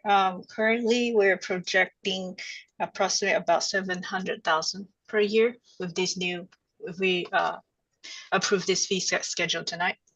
So how was, I guess I can calculate. How much was it before? I guess minus 5% of that 700, right? That's correct. And that includes the frequency, you know what I'm saying, the frequency of each piece that was calculated based on that. Yep, it assumes similar levels of development activity, similar participation. If the economy shifted, if your development world shifted, then your actuals would come in different. It's just intended to serve as a reasonable estimate based on historical precedent. Very good. How do we compare with other cities Fremont, maybe in other Santa Clara cities? Because I've heard that our fees are fairly low. That's what I heard from mostly like Fremont residents. They were shocked when they saw our fees. And So go ahead. we mentioned that you do periodic, what you call a cost of service study. At the time you do cost of service studies, you also do a regional fee comparison. I believe at the time you did a cost of service study, as part of the regional fee comparison, you confirmed that your fees did align to the region. They weren't regional outliers. In the interim years, because all you're doing is an inflationary adjustment, you don't do a new regional fee comparison, but we can tell you, because we work with other agencies in the region, that they're also, many of them also do the same practice as you, where they do an annual inflationary adjustment to their fees, and it's not to expand service levels or anything like that. It's to avoid degrading your existing cost recovery and to help fund existing services. That makes sense. Okay, thank you both so much. You're welcome. Thank you, Mayor. Thank you, Vice Mayor. Is there any other council member that would like to make a comment? We have Council Member Barbara Dio. All right, there's an attachment on this presentation, and it involves, and for the purpose of informing the public, it involves the different departments and services affected by our adjustment. Okay. So, Assistant Financial Director said, Finance Director said that we gonna realize around 700,000, but is it not true that 700,000 goes back as part of our cost recovery for the services?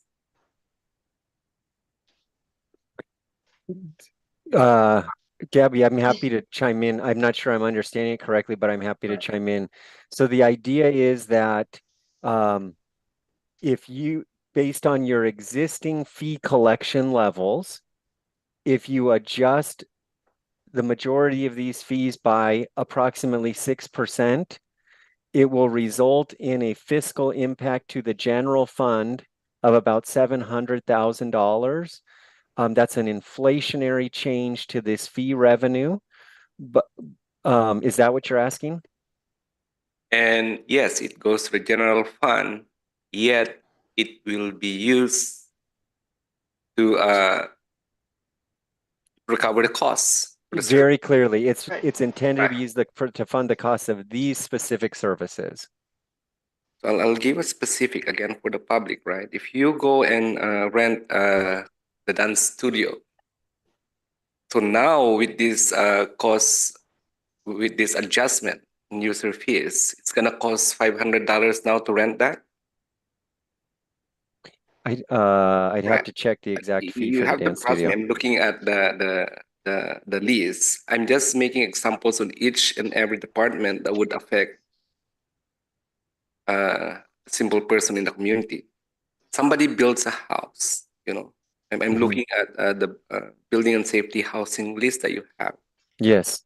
There is an additional of either 5.8 or 6%. To the permit fees, that's correct. Yep. Right. And not substantial, 100 here or 200 there, but there's an increase. If you look at, and I'm just giving examples and I'll get to my point. If you look at recreation, if you look at police and fire services, there's also an adjustment on some of the services for either a 5.8 or 6%. So, and this is because we need to recoup back, as you said, you know, cost of these services. Cost of these services means, you know, employees of building, our police officers, our fire. We need to contribute. We need to supplement through these adjustments what we pay for them. Is that a fair statement? Yes. These are least fees. Right. Well, I'll relate this to the budget discussions that we have. Right. Why? Maybe I didn't hear it. Why is this effect on the community? I never heard when we're talking about budget as far as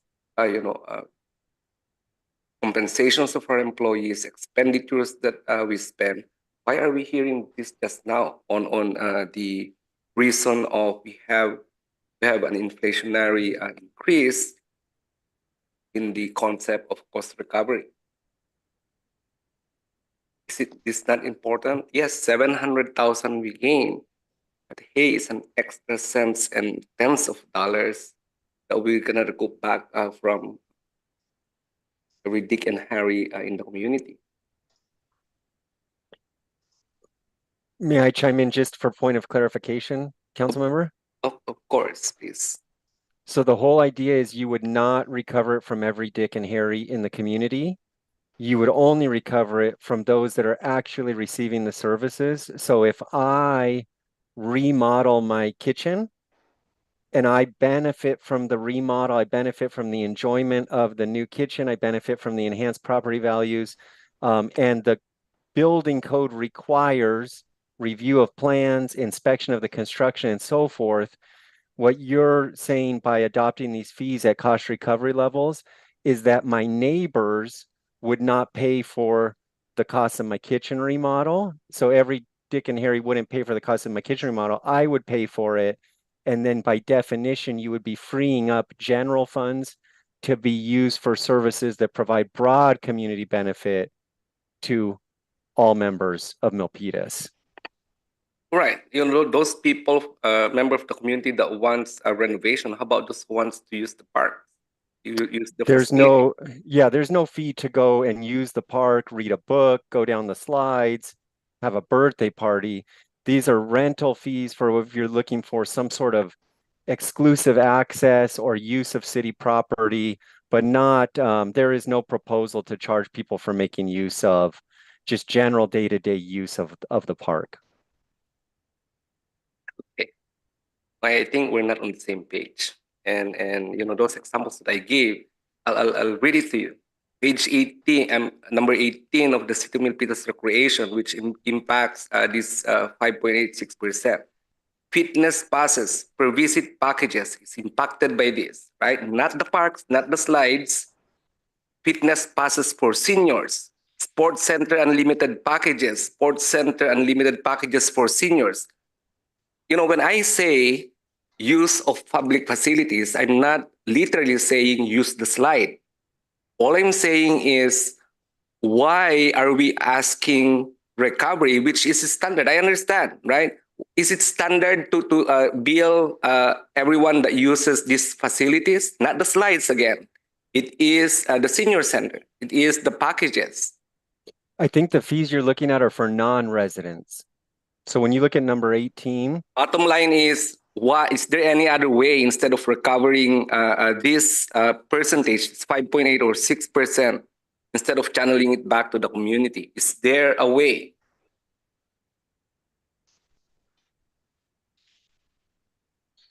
I think Councilmember Shavardio, I don't know if I have answered that question currently. So I think we can dial it back. I mean, we can get back to you later with that question. Okay. City manager, you want to chime in? And here's another one. It's not the slide. The MSC Dance Studio priority 2, 3, and 4. There's a dollar amount for the increase in user and fee adjustment. You are looking at the list, the attachment. I think it's page 50 of it under the City of Milpitas Recreation. Right. And it's not the slide, number 92 of it, rental deposit on amphitheaters. Yeah, that's a refundable deposit. So if the facility comes back in good working order, the applicant would be refunded that deposit. It's only to cover like some extreme wear and tear Senior that might center happen. event non-member fees. Yeah, they're not residents, but you're charging them $5 to $10 with these adjustment fees.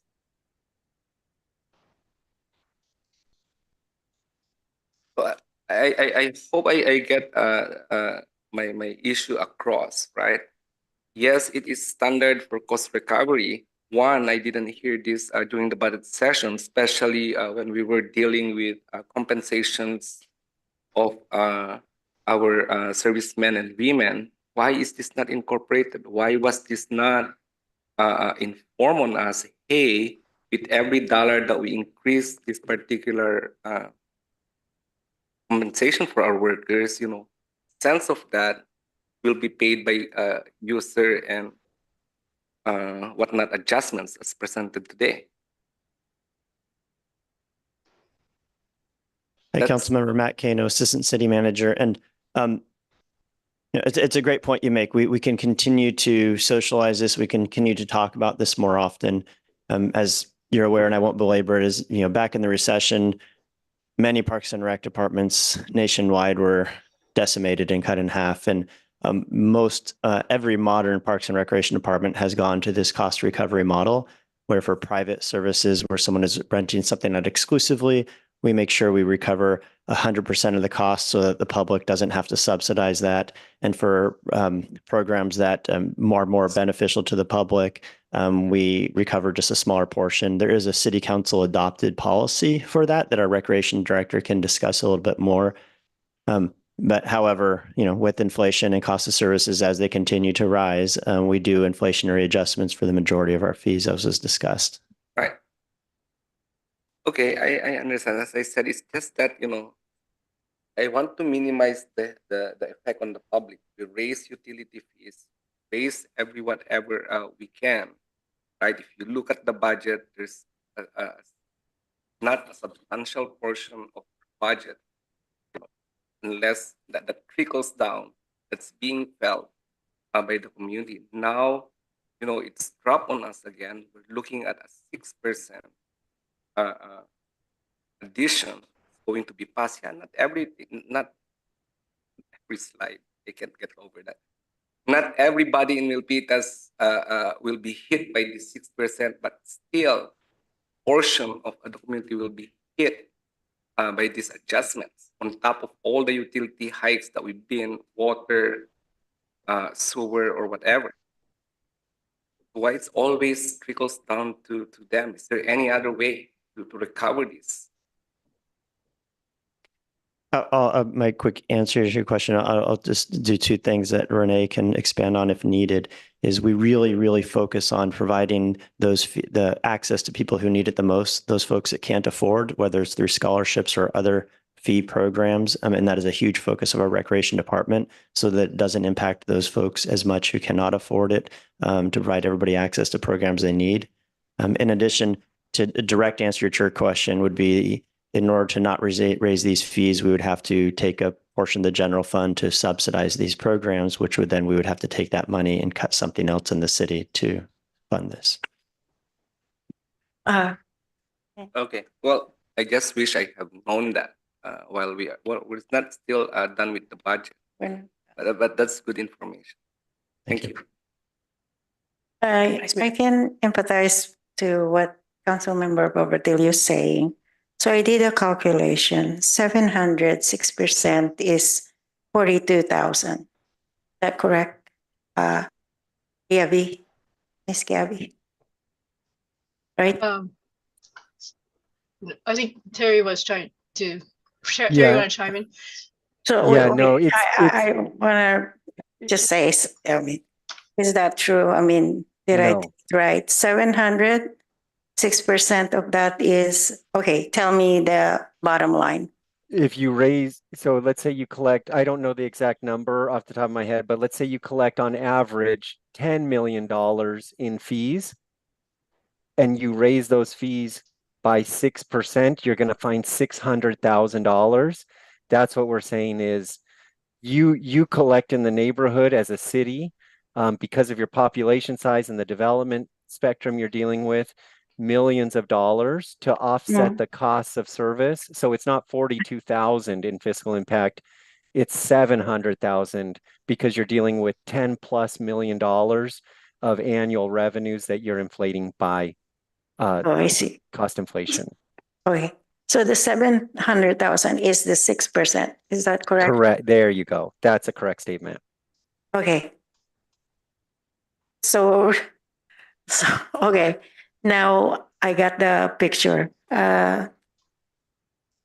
So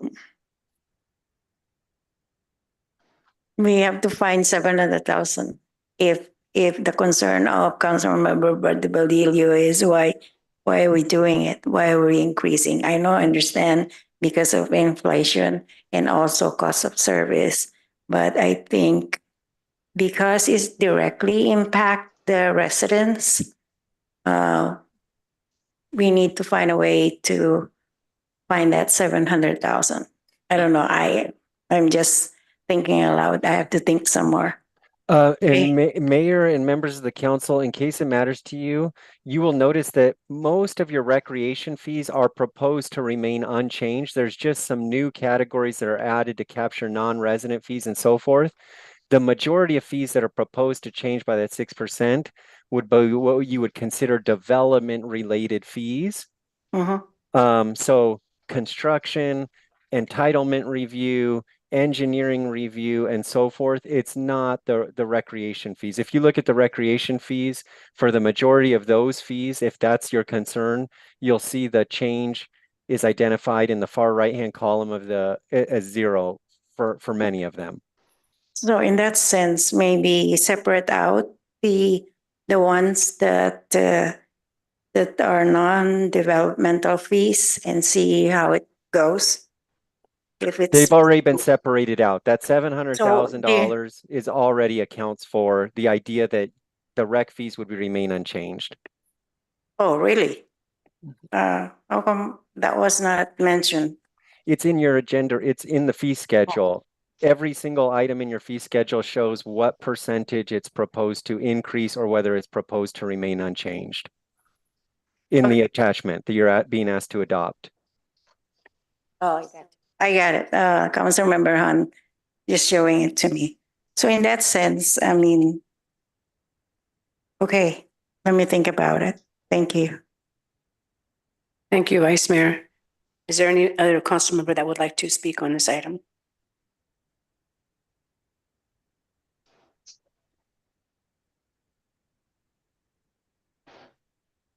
Okay, so is there a motion?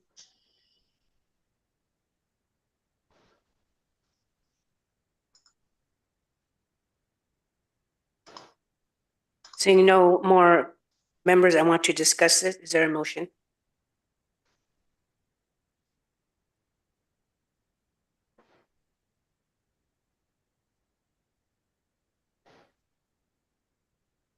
Move to accept the 6% change. There's a second.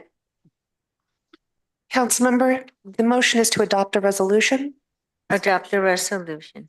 Thank you, Suzanne.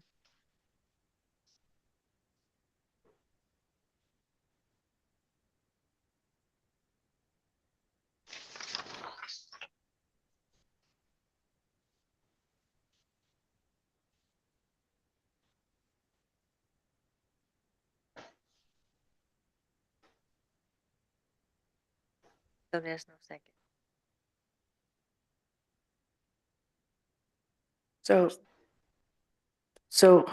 Councilmember Lindy, is it to adopt the resolution approving the fiscal year 2024-25 user and regulatory fee schedule?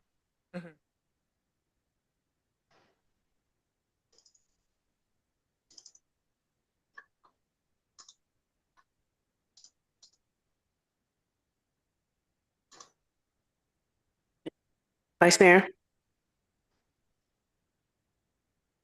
I'm going to do a second with a question to Councilmember Barbadillo.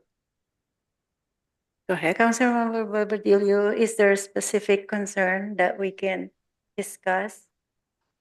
Yes, I think this agenda needs further discussion. I did emphasize the effect of this adjustment based on one department, because that's the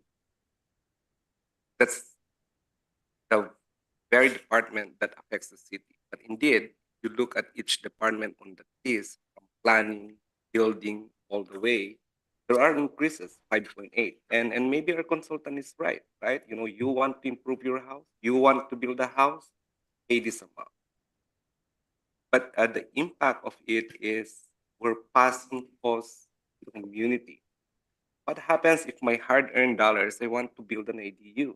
We have all these projects with regards to, streamlining of permits, limiting permit fees. And here we are on another angle, looking at a recovery for some hard-earned dollar to improve my real estate. So I am not against cost recovery, because that's been, immemorial financial probably way to balance things. All I'm asking is, is there a way other than how we are implementing the 6%, right? Applicable and specific to the needs of the community. Do we really need to do this? Or is there a compromise? Is there another source that we can offset what we are paying our employees? Because when we decide how much we compensate our workers, these were never part of a discussion. And I find that deficient, because all we have here, this is how we're gonna calculate that.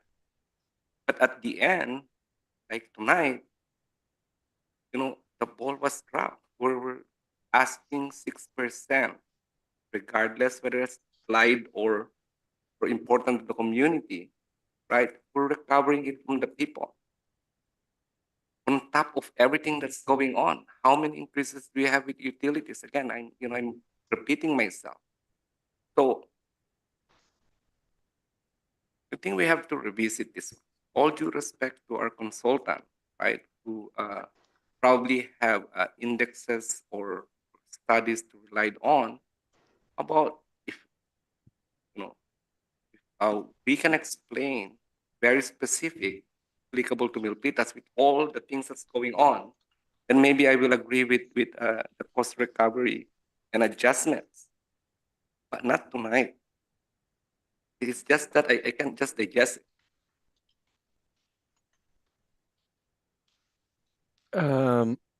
Okay. Are you Okay. finished?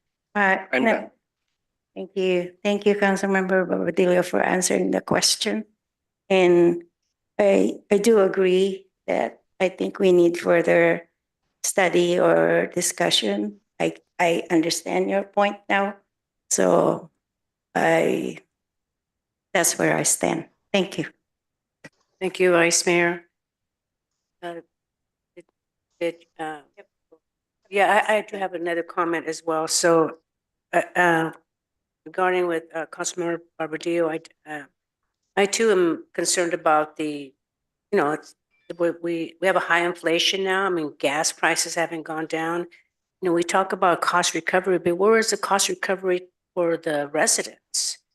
It's there has to be a balance. So and I'm wondering, and then we do this every year. I think it says the fee schedule was most recently comprehensively updated in April 18, 2023. That was just last year. So I just I'd like to see this go back and really have staff study it and do an analysis on this. But I think we have Councilmember Lynn. You have a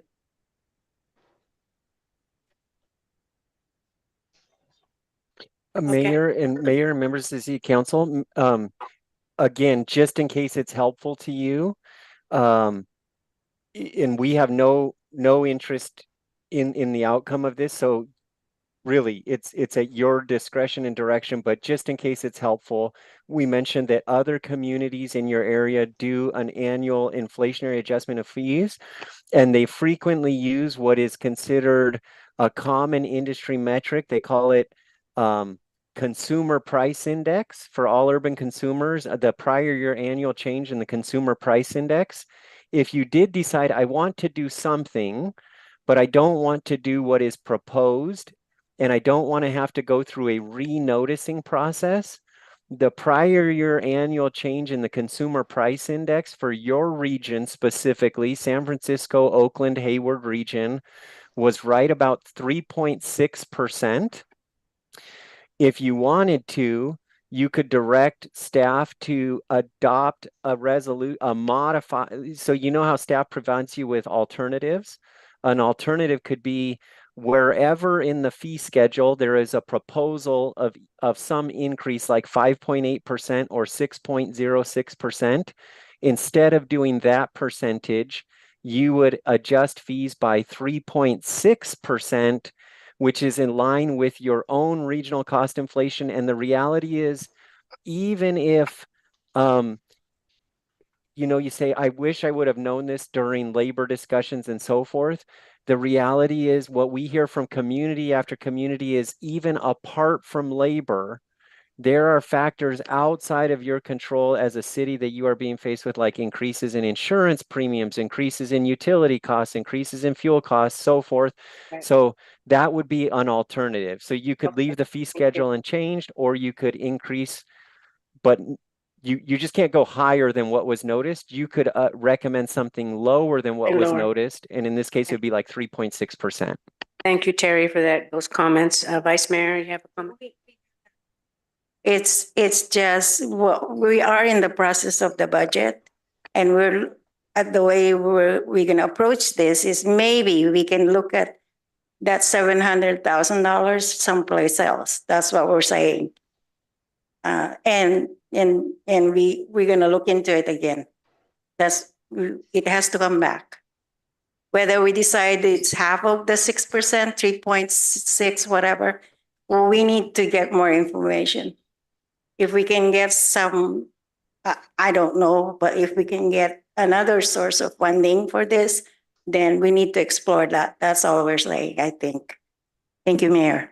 Mayor, if I may, from a logistics standpoint, if this is not going to be decided tonight, just ask the city attorney maybe to weigh in on this as well. If this is pushed to the June 4th meeting for a decision, is there any re-noticing any issues we would have regarding re-noticing, or can we continue it till then? This has a 15-day noticing period. We're outside of that for the June 4th meeting. I'm also concerned, if I could ask the assistant finance director, does that impact the budget coming back, because the budget the numbers are based on the fee revenue that we're anticipating? So there is a clause in saying some fees will need 60 days or 30. I think, let me check. Terry, correct me if I'm wrong. There's a clause that some of them, is it 30 or 60 days? 60. 60 days.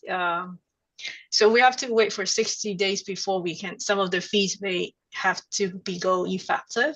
So we push it further, so some of the fees may not be effective as of July 1st in the new fiscal year, until probably August. Vice Mayor. Gabby, when you did the budget, did you estimate this 6% to your budget? Yes, we do. We do have budget for increases for these fees in our budget. The 6%?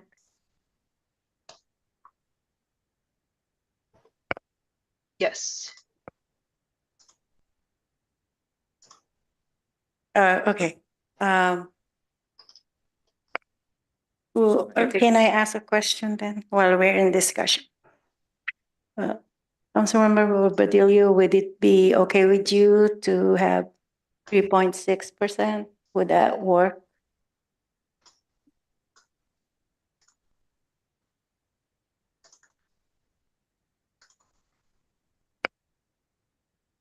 are my views, and you know, it's not then to influence the whole council. And this is what I don't like. We're pushed. No, I mean, we're trying to have a compromise. This is the discussion. Right, but if we don't do this now, then it's not going to sunrise in July 1, things like that. And It's just a question. all right, for this. I'm Can, fine with can I ask another question to Gabby? What's the impact if we don't do this tonight? And when can we do it next time? So the city clerk has mentioned earlier, we have to redo the publishing notice, and we cannot, since the June 4th publishing notice is already passed, so we have to do it, I think, in June 18th council meeting. Yeah, I'm looking at. Is it possible to continue this item to June 4th? No, the notice. Okay. So when can we do it?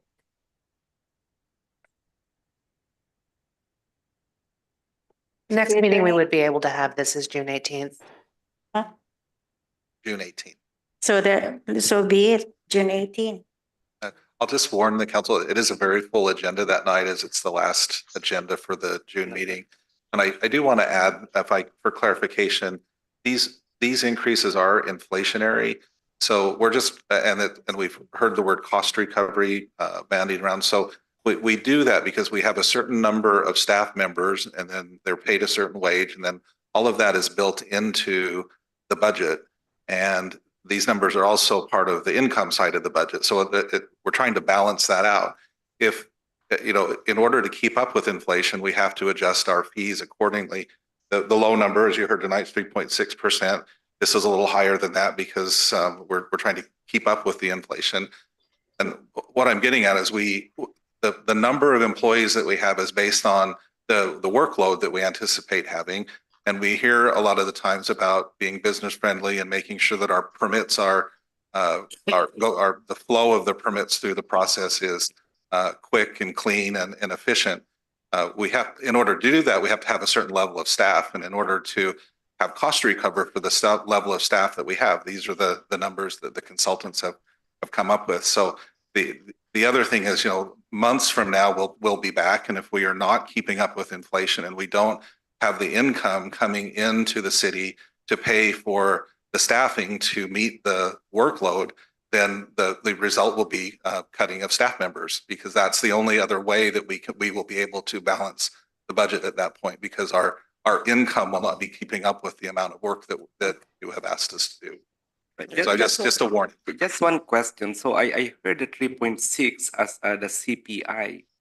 Why was not that recommended as, again, if I heard you right, look at your region, the CPI is 3.6. We can go down to that. Why not that on the first instance instead of the 6? Your historical council precedent, your adopted resolution directs that fees would, because these are service-based fees and they are typically provided by your in-house resources, your fees have been adjusted from year to year based on your anticipated changes in your labor costs of your different labor groups, safety and non-safety employees.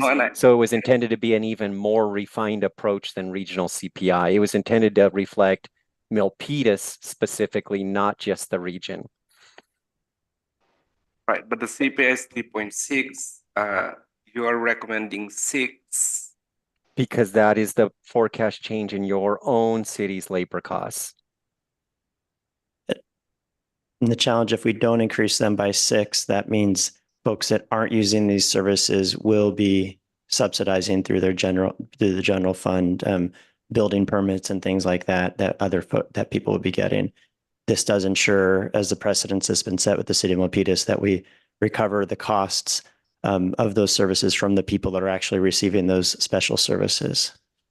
And that's why we would, it is a strong staff recommendation tonight, but ultimately to go with what we have in the agenda report, but absolutely ultimately it is a decision of the mayor and city council. We do worry though, if we start losing track of the cost recovery, this year and then a little bit more next year, we're going to get pretty far behind, and then our costs won't be fully recovered from the people that we're charging for those services. And the majority of our residents who aren't using those special services will end up having to pay for them. Is there a discussion? Is there a motion? On the floor. Marlene? Councilor Lim. And I seconded it and then for discussion. I just want to reiterate that this can come back on the 18th. Okay. All right, call for the vote. Councilmember Barbadillo, No. Vice Mayor Chua, No. Councilmember Lien, Yes. Councilmember Fan, Nay. Mayor Montano. And I'm a no. Thank you. Vice Mayor?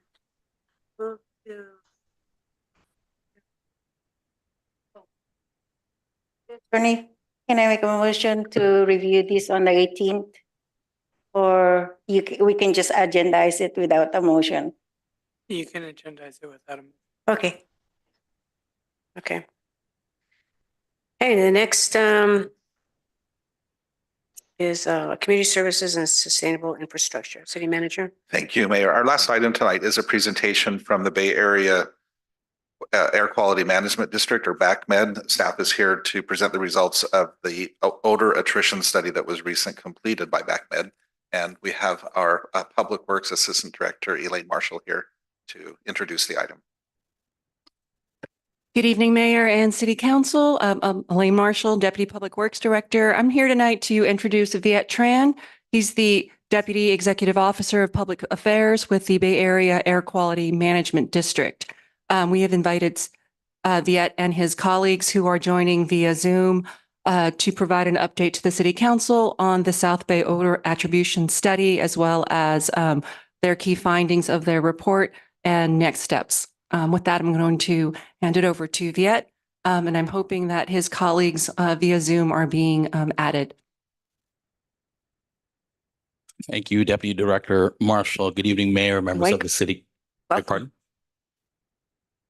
I'm sorry. This is it. Welcome. Oh, thank you, Mayor. My name is Viet Tran, Deputy Executive Officer of Public Affairs for the Air District. I'm responsible for local, state, and federal government relations, communications, and external affairs. And I am have the unenviable position of being the final person on your agenda and the last person before everyone can go home. So I will do my very best to be quick and thorough. So joining me this evening are my colleagues from the Air District, Dr. Meredith Bauer, Deputy Executive Officer for Engineering and Compliance, Jerry Bovee, Air Quality Engineering Manager, Dan Meir, Public Affairs Manager, Paul Grazzini, Supervising Air Quality Specialist, and Tomiko Endo, the Supervising Air Quality Engineer at the Air District. Also joining me are our colleagues from the California Air Resources Board, Anthi Alexiadis, Supervisor of Landfill Methane Regulation, Joe Zhou, the Air Resources Engineer, and Urshbi Shahi, Supervisor of Landfill Enforcement at the Air Resources Board. Mayor Montano, I know you attended the Santa Clara Cities Association recently and asked one of our directors, Councilmember Vinker from Palo Alto, who was presenting on the Air District, for an update. And so it was very timely because staff also asked us to be here this evening. So the timing is perfect. Thank you. Thank you, Mayor. So this evening, I'm going to quickly provide an overview of the updates of the odor attribution from the 3 waste facilities close together along the South Bay. Odors have been a problem for years as these facilities in the city of San Jose have grown due to their close proximity to one another. And the typical odors are produced by all 3. Determining which facility is the cause and how much they contribute to the problem has been challenging. The Air District commissioned an independent study to investigate the contributions to the odors so that the results could support reduction strategies. Next slide, please. So just a quick outline of the presentation. We're going to go over the area overview, a history of complaints and actions, the South Bay Odor Studies, the Odor Stakeholders Group, challenges and goals from the study, overview of actions since January 2022, and potential actions for addressing odor issues. And also, I'd just like to reference that the last time the Air District was before you, the City Council, was 2 years ago. And so that was presented by my colleague, Dr. Chang, who's our Director of Monitoring and Measurements. We'll go to the next slide, please. So you're all familiar with this area. We'll go to the next slide, please. This area highlights the challenges regarding the siting of these facilities and their proximity to the city of Milpitas. Wind direction is predominantly from the west between February and October, and from the north between November and January. In the summer months, wind direction can shift between morning and the afternoon. Next slide, please. And the three facilities that were in the study, and I imagine all of you and your constituents are aware, but I'll just quickly address the names and then refer to them henceforth in this presentation. So Newbie Island Resources Recovery Park, also I'll refer to them as Newbie Island, and that's the landfill, the material recovery facility, and their composting operation. The San Jose Santa Clara Regional Wastewater Facility, which I'll refer to as RWF, which has sewage and sludge ponds and drying beds. And then finally, the Zero Waste Energy Development, which I'll refer to as ZWED, which has in-vessel composting. Next slide, please. Now, all three facilities have historically contributed to odor complaints. This slide shows the complaints since 2015, and as recently as yesterday, that's the data that we've had as of yesterday. In 2016, there were approximately 2,900 odor complaints. This graph shows a decline in complaints, but we realize complaints are based on several factors, including temperature, wind, and season. And we're also aware that the public may be complaining less due to what's known as complaint fatigue, and that they're just tired of complaining, but that should not be a reflective of the fact that odors still persist. Of the public nuisance violations issued, most were for Newbie Island. In 2015, 3 of them were for Newbie Island, 1 was for RWF. 2016, 4 were for Newbie Island, and then finally in 2021, 1 was for Newbie Island. I'd like to note that the number of complaints are not perfectly correlated with the size of the problem and the discharge waste streams to and from each other. Next slide, please. So the history of the complaints and actions, the Air District logs and responds to all complaints. We have increased the number of visits to the facility and have stepped up our inspections. There are additional regulations from the federal and state government, so we have joined in with the EPA and the California Air Resources Board during these compliance inspections, and the Air District recently initiated an audit into the operation of Newbie Island, the design and effectiveness of the landfill gas collection and control system. And so you can see the data, again, as of yesterday, 2 notices of violation were issued in 2024. We'll go to the next slide, please. So the Air District, I referenced the South Bay Odor Stakeholder Group. The Air District has participated in this group, these group meetings, and have provided input on the RFP. The group has provided input on the RFP, which the Air District approved in 2019. And then we completed the initial study in May of 2022, provided the initial results to this group, and then came before this council May 17th, 2022. The complete study is available on our website. I did provide staff with the link to the full study, which again, I'm happy to provide, but I know that staff has the link. The group was comprised of community members, industry representatives, and government, formed in 2015 to oversee the required study, and as well as providing input on the odor study through quarterly meetings. And now they're about 3 times a year, meeting about 4 times, every 4 months. Want to also acknowledge that one of your honorees this evening, your planning commissioner, Chia Ling Kong, has been one of the longest serving members of the public and community of this group, this stakeholder group. And so she's been at every meeting and has been advocating for progress. Oh, and she's here. Or next slide, please. And please forgive me if I'm going too fast. I'm happy to slow down. Thanks, everyone. So to help understand how the study was designed, the Air District looked at all factors and impact odors. Because of the proximity of these facilities to one another and the changing meteorological conditions at this location, you can see why it was so challenging to determine the facility source of odors. Because of these challenges, it's helpful to have a systematic and quantitative study designed to try to evaluate seasonal changes and sift through these different variables and challenges. The other challenge I want to share with the council is that the instruments that measure odors are not as sensitive as human noses. We can smell things at much lower concentrations than we can measure with current technology. However, that said, you can see the challenges to this study, and then we'll go to the next slide, please. And then so here you'll see the goals of the study when it was commissioned, identifying odors from the 3 facilities and their specific processes, evaluating the variability and seasonability of odors. I already mentioned that. And then inform future actions to reduce odors, whether it's best practices, enforcement and rules, and then finally establishing methods to measure progress on the facility's future odor reduction actions. Go to the next slide, please. So I want to briefly touch upon the screening. So in terms of screening, we screened and targeted measurement through mobile platform. There were 2 different groups that were commissioned for this study, Montrose Environmental Group and Jacobs Engineering. For Montrose, there was a mobile platform that measures in parts per trillion levels in real time. And that screening was screening for compounds that are present and should be included in this focus study. Samples were taken at multiple locations at the facilities, at specific processes, as well as in communities. And then repeated samplings were done over 3 seasons to attempt to identify seasonal impacts. And then that was done in fall of 2020, winter of 2020, 2021, spring of 2021, and then finally summer of 2021. Because of the challenges with detecting compounds at low levels that humans can detect, and I mentioned this in the earlier slide, the samples were analyzed using multiple methods, including the best available laboratory methods, as well as a panel of people who are trained to smell and describe odors.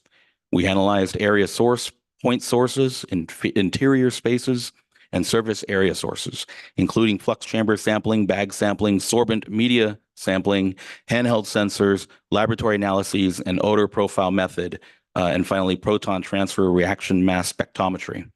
And some of the components, some of the types of compounds were reduced sulfur, aldehydes, ammonia, and other VOCs, also known as volatile organic compounds. Next slide, please. So since our last report to you, we've reached out to the 3 facilities on the actions they've taken to address their odors. At our last presentation 2 years ago, my colleague Greg Nutt, our Deputy Executive Officer of Science and Policy, shared with you, the council, that the most immediate way to address these odors is by voluntary actions by the facilities themselves. And so in preparation for this presentation, we reached out to the 3 facilities. I can report the input from the regional wastewater facility. You can see it on the screen. The RWF has new projects that abate emissions from sludge handling and headworks. I won't report out on Newbie Island because their representatives are here. Enrique Perez and John Friedman are here, and I would invite the council, mayor and council, for you to ask them during question and answer what efforts that they have undertaken. And then the ZWED did not respond to our inquiries as to what actions they've taken.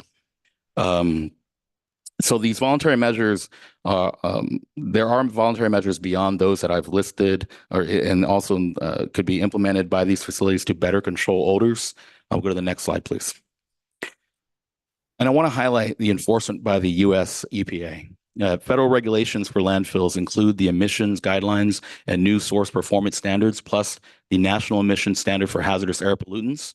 There is a state regulation for landfills which regulates methane emissions, which I'll ask our colleagues from the Air Resources Board to elaborate on in just a moment. I also want to note that the Air District's landfill regulation is both locally and federally enforceable, as it's been approved by the EPA into the district's state implementation plan. And then finally, inspection reports and notices of violation are public documents and can be viewed on our agency website along with the facility's Title V permit. Next slide, please. We've been working with the EPA and the California Air Resources Board to identify actions that can be taken by these facilities to address and reduce odors from the facilities. CARB will now present an overview of their rulemaking efforts for landfills statewide. And with that, I'll turn the presentation over to Jojo from the Air Resources Board.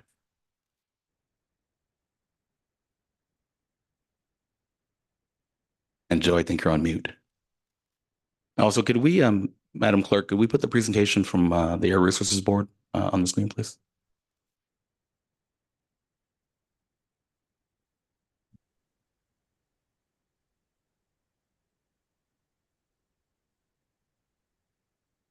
Well, in the interest of time, I'll just ask Mr. Zhou to proceed with the update from the Air Resources Board.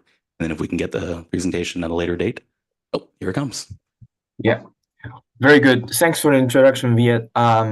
I will present an overview of the California landfill methane regulation, including an update on research and policy development and concepts for future improvement to the LMR. Again, my name is Joe, and I am a air resources engineer at the Industrial Strategies Division at the California Air Resources Board. My role is to implement the landfill methane regulation. Next slide, please.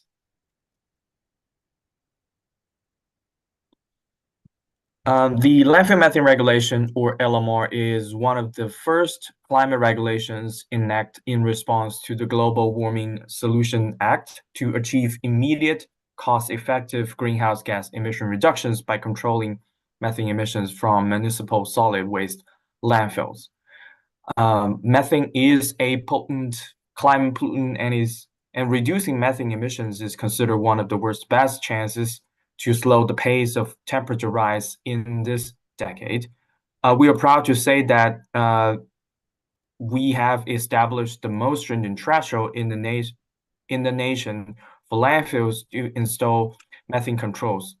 As you can see here, the LMR requires landfill operators to install and optimally operate landfill gas collection and control systems, to monitor landfill surface methane concentration and other performance parameters, to repair emission exceedance and other performance issues and perform source tests, and to keep a record of these actions and data and report information to either Air District and CARB.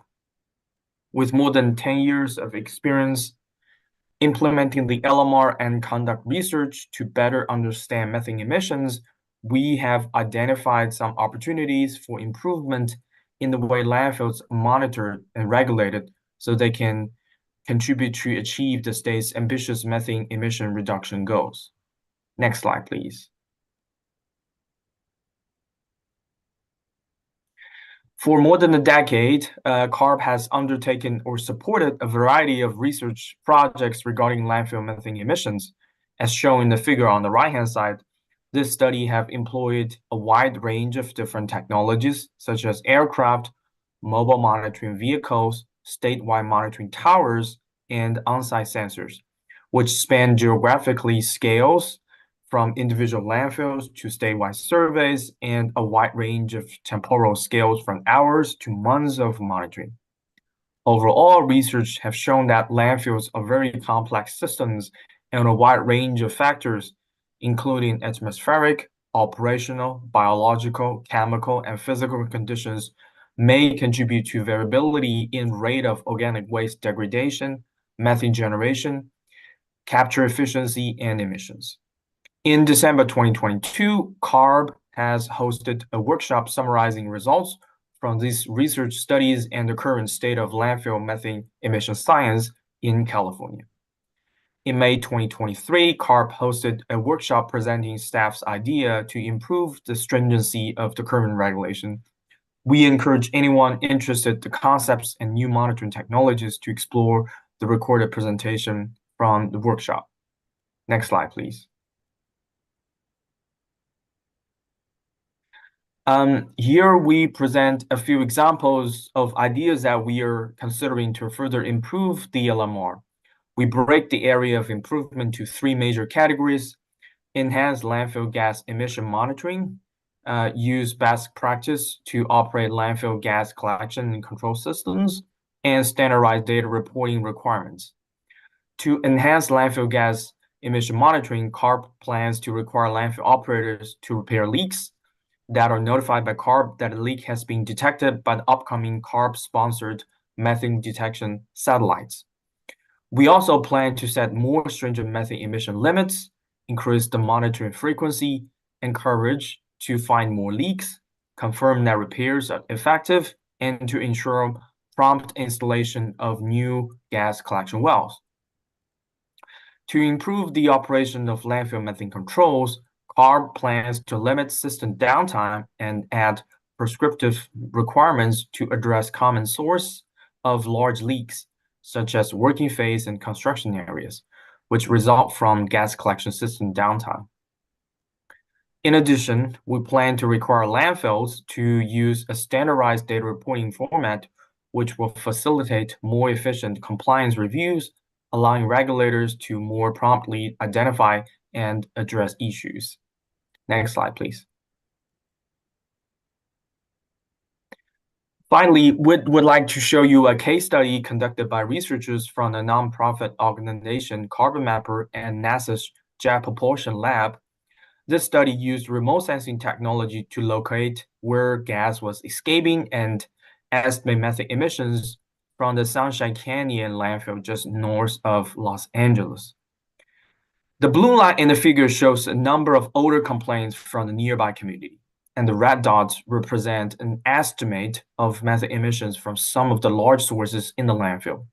In 2017, the landfill implemented a combination of mitigation measures and best management practice, which include expanding the system of pipes and wells that are used to collect landfill gas and installing more effective landfill cover on some areas.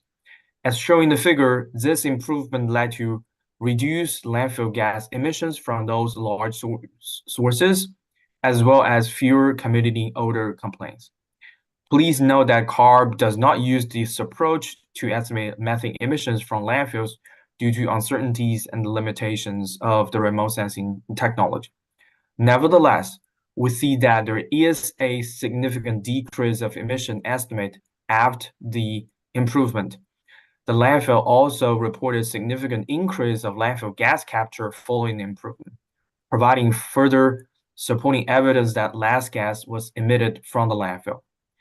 While CARB's amendment to the LMR are intended to reduce methane emissions, these improvements are expected to have important co-benefits by reducing odor, as well as other forms of air pollution at landfill across the state. Next slide, please. This slide concludes our presentation today. Staff welcome your input and participation as we further develop those concepts. You can sign up for CARB's Gov Delivery listserv to participate in future rulemaking workshop. We are happy to take questions, and you can send any question or feedback to lmr@arb.ca.gov. Thank you. Thank you, Mr. Zhou. This concludes our report, and we're happy to take any questions. Thank you very much for your presentation. And you want I didn't get your name, the last person that spoke, showing that video. So I would like to open up the public hearing and call for comments on this item. We have several public speaker cards, Mayor. The first is Raymond Wong, followed by Ken Ng, then Shelling Kong. Welcome.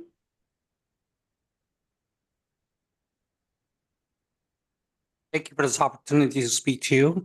My name is Raymond. I've been a Milpitas resident since 1990. First, I want to state that you saying that there isn't a technology to test the smell. I have one right here. It's called a nose. I encourage you to have people sent out to the facility and smell, okay? Because when I want to test a cook to see if he's made a good dish, I would eat it. I would not do any kind of chemical test on it, right? So it's very simple. Get someone out here and smell. Okay, so I encourage you to try that one. Number two, I want to say that since 2015, when this issue was brought up, there has been zero change in this odor. Zero improvement. I don't know all the data you have, but there's been no improvement in the smell. I live in a house of 2,000 square feet. It's worth $2 million according to Zillow. A house of the same size will be worth 20% less. And the only reason why it would sell is it's because it's Milpitas. If it was anywhere else in the country, nobody would buy that house because of the smell from the landfill. Don't fool yourselves. Those graphs you show, all the analysis you do, is not showing the true story. It still smells out there. as it did 10 years ago. Thank you very much for your time. Thank you. Next, we have Ken Ing, followed by Chia-Ling Kong, and then Vikram. Welcome. Good evening. My name is Ken. Yeah, I'm one of those people who've been smelling it since maybe 10 years ago or so when I moved in. And the smell is still the same. I concur what the previous speaker said. So a few things I want to point out. One thing, again, thanks again for BACMA. I've been working really close with some of the inspectors, especially Jay and Elena recently. They have been helping us to confirm quite a lot of these violations. I really appreciate them. But when I talk to them, there is actually some sort of flaw in the process itself. I do hope that BACMA take a look at it, especially, as you know, it's very weather dependent, location, time dependent, sensitive. There are so many times when I call, when it came over, the smell is gone. It's not that the smell is gone, it's not on this specific area. It can be 5 feet from you, you can't smell it. You move over here, you can smell it. So it's so hard to really get it confirmed. And I really hope that, I mean, the numbers are showing down. I really totally agree that it's a complaint fatigue that we are all seeing, all our community here. I hope that the process can be improved. And I think the numbers would go out. And there's no change in the way that the smells are still the same 10 years ago and today. The other thing is that something very interesting is that the improved, the previous presentation on that improvement where the graph shows that the methane is dropping. Do you know that it's the facilities landfill newbie is doing that right now or not? Oh, I'm sorry. Oh, okay. So we do not know what they are doing. So basically, we are just said they did nothing until today. Do we know? No, I don't. Okay, sorry. So Not sure. would you like to answer that question? Yeah, come on. Can you? No. Yeah, please. Okay, sorry. Thank you.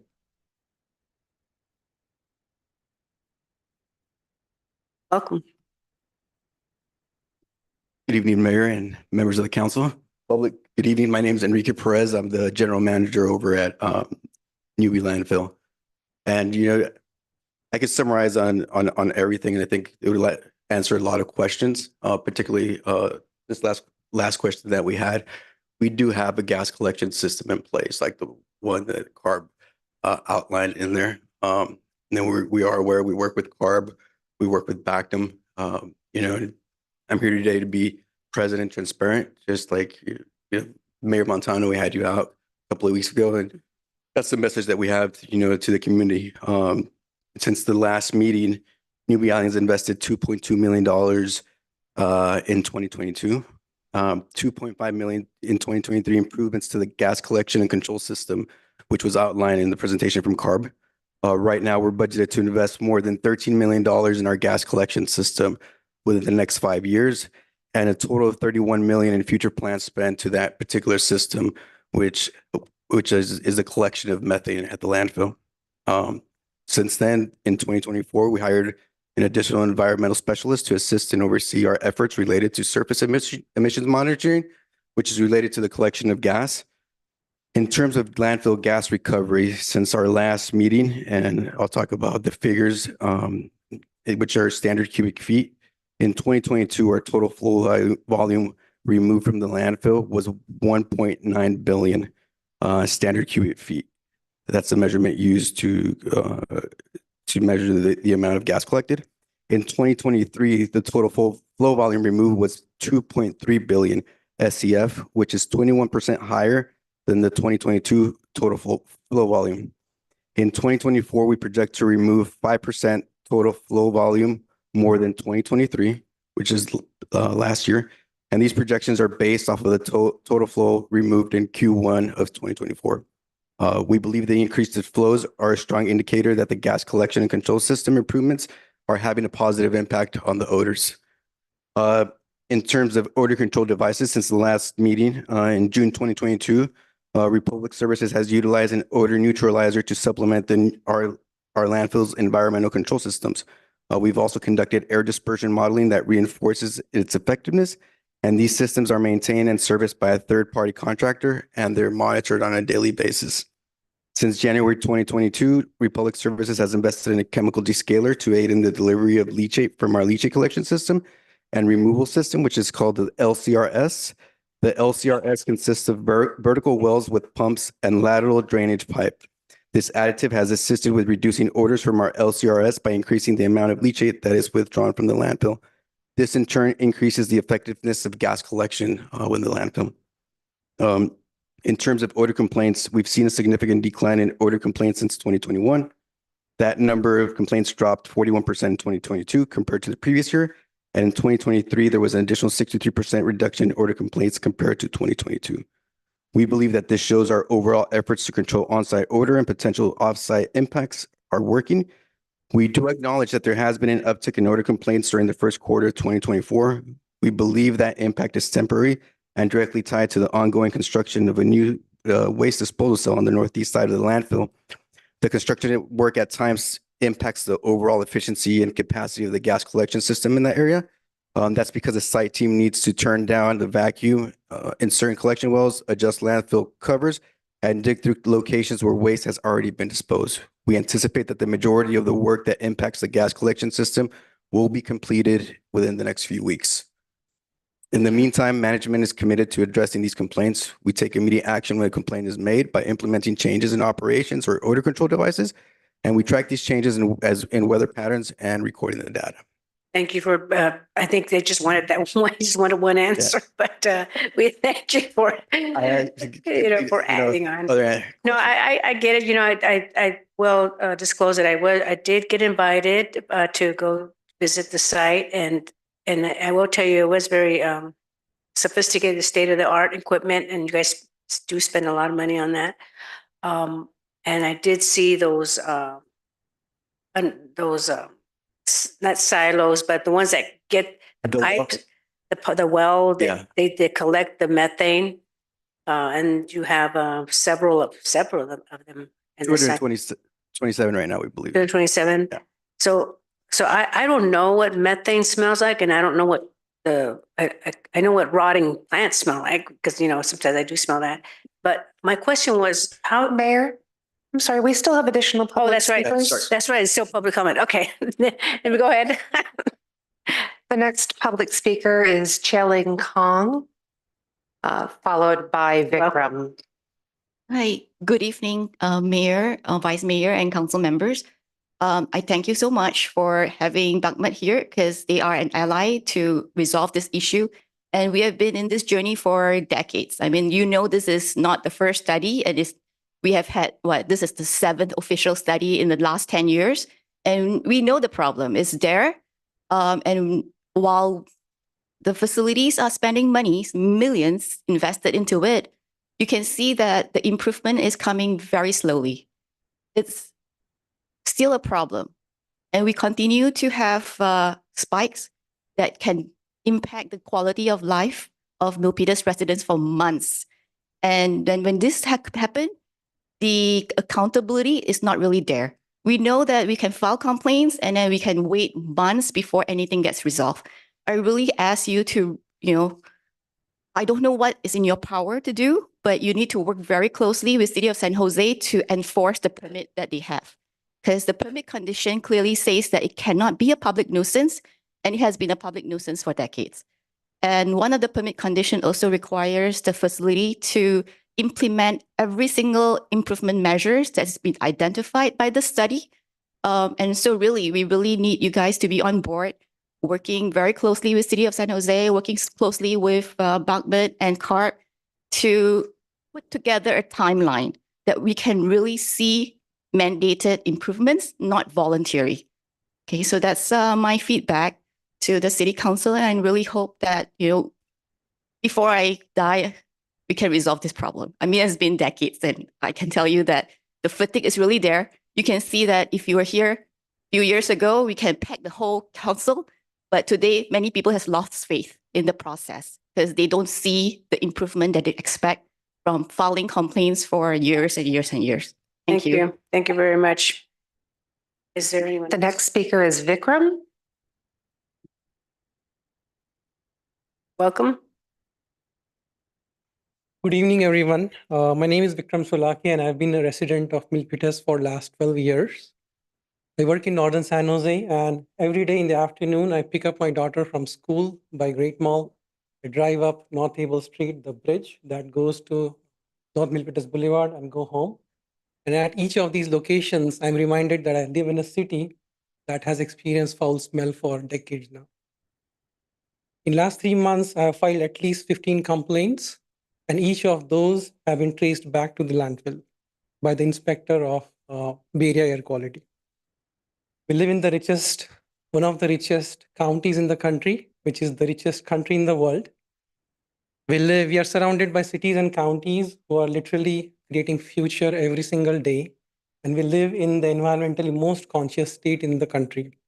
And yet it's a shame that in 2024, we, the residents of Milpitas, have to endure this odor issue decade after decade, which at times prevents us from going into our own backyards or opening our own house windows. I hope the city will take some concrete and measurable actions to address this issue. I don't know what sophisticated equipment the Republic has. It definitely is not sophisticated. Thank you. Thank you. I have no additional public speaker cards. Thank you. Is there anyone else from the public that would like to make any comments? Come on up.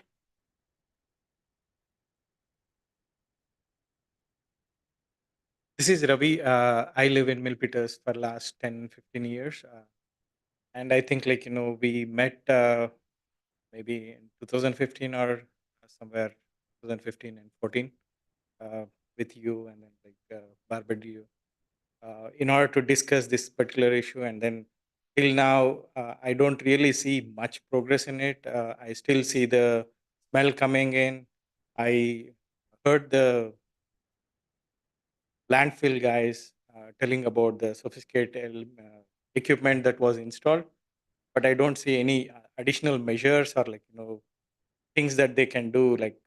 Singapore is burning their trash to generate energy out of it and then use it for their residents. I would suggest something to be done like that. That is my take on this. Thank you. Thank you. Is there anyone else? Mr. Montemayor.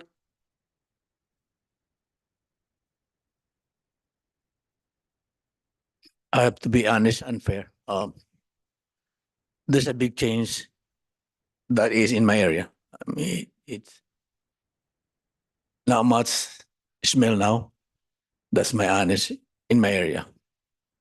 I apologize to the people who say no change. Sorry if I'm speaking honestly. So thanks to all the city and Newby Island people, I think, and it has improved. I could guess the difference. I think anyway, I've been in caves and it's really a different smell when you are concentrated in this. I searched caves before. I mean, bats caves, and then maybe because should I mention companies? Republic was with you guys, with us, and then you now. I think that's the change. We now have. I'm not saying I still have the shirt of the Republic actually at home. So in other words, I respect the Republic and the new. How will I describe now the new company now? Thank you. I think we're improving. We want this area of the Walmart part be improved eventually, and everybody will like going to Walmart. Thank you. Thank you, Mr. Montemayor. Is there anyone else I'd like to speak? Okay, then I will close the public hearing and go on to council discussion. Any of my colleagues have any comments? So I would like to continue what I was saying earlier. So I did get a chance to go to Newby Island and they gave me a tour. And whenever any of you have a chance, that opportunity, it would be good to be informed, educated on some of the equipment that they use. I will say they have improved, but as some of the members that spoke, there still needs to be more improvement. And we all want to work together because we're neighbors, right? We want to work together. And I know you're making an effort, but again, it's still, and I made that comment, we still have the order. And yeah, it's something that we need to work on. I wanted to go back to page 10 on that PowerPoint that you had. I think one of the things that's missing in there is some communication and some type of mapping, so we can see the patterns when those spikes that the planning commissioner Kong had mentioned, that we have spikes, and that's true. We do have it. So every once in a while, you get these really bad foul odors. It's not continuous as before, really, but you have made an improvement, but we still need to do more. But I was wondering if there's a way you can do some type of mapping or logging of when we get those complaints and where exactly is it coming from. And I know a lot has to do with the wind patterns that bring all those odors to the community. Yeah, thank you, Mayor, for the question. I'll ask, I think, Mr. Bovee, would you be the right person to answer that question?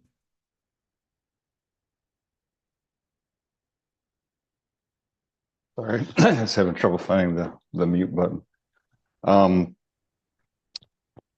A lot of it, I mean, a lot of the mapping that we have is tracked to the odor complaints that we have. I can tell you that you can put together mapping of that type. The study that we did actually included some of that. They didn't actually give us specific maps, but they were able to track the odors to specific sources and specific facilities. So it's something that we could look at possibly in the future, look at the data and see if we could bring that together. What we were really looking at, one of the primary goals was to fingerprint and be able to say, yes, it came from this facility. Yes, it came from this source. That's what we were really focusing on. So then we could work with our partners, you all, City of San Jose, anybody else who's a stakeholder, to try to really get at this and work together to try to resolve it. Yeah, I think, yeah, that right, tracking of, when you guys turn over the soil, and then if you turn over the soil and then there's a wind, certain time of the day when the wind comes. So maybe when you map or keep track, you can monitor and say, oh, okay, this is not a good time to turn over the soil.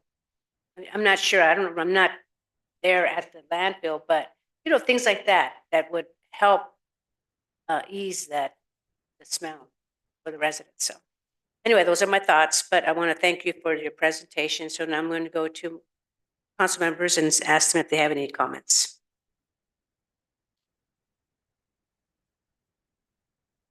No comments?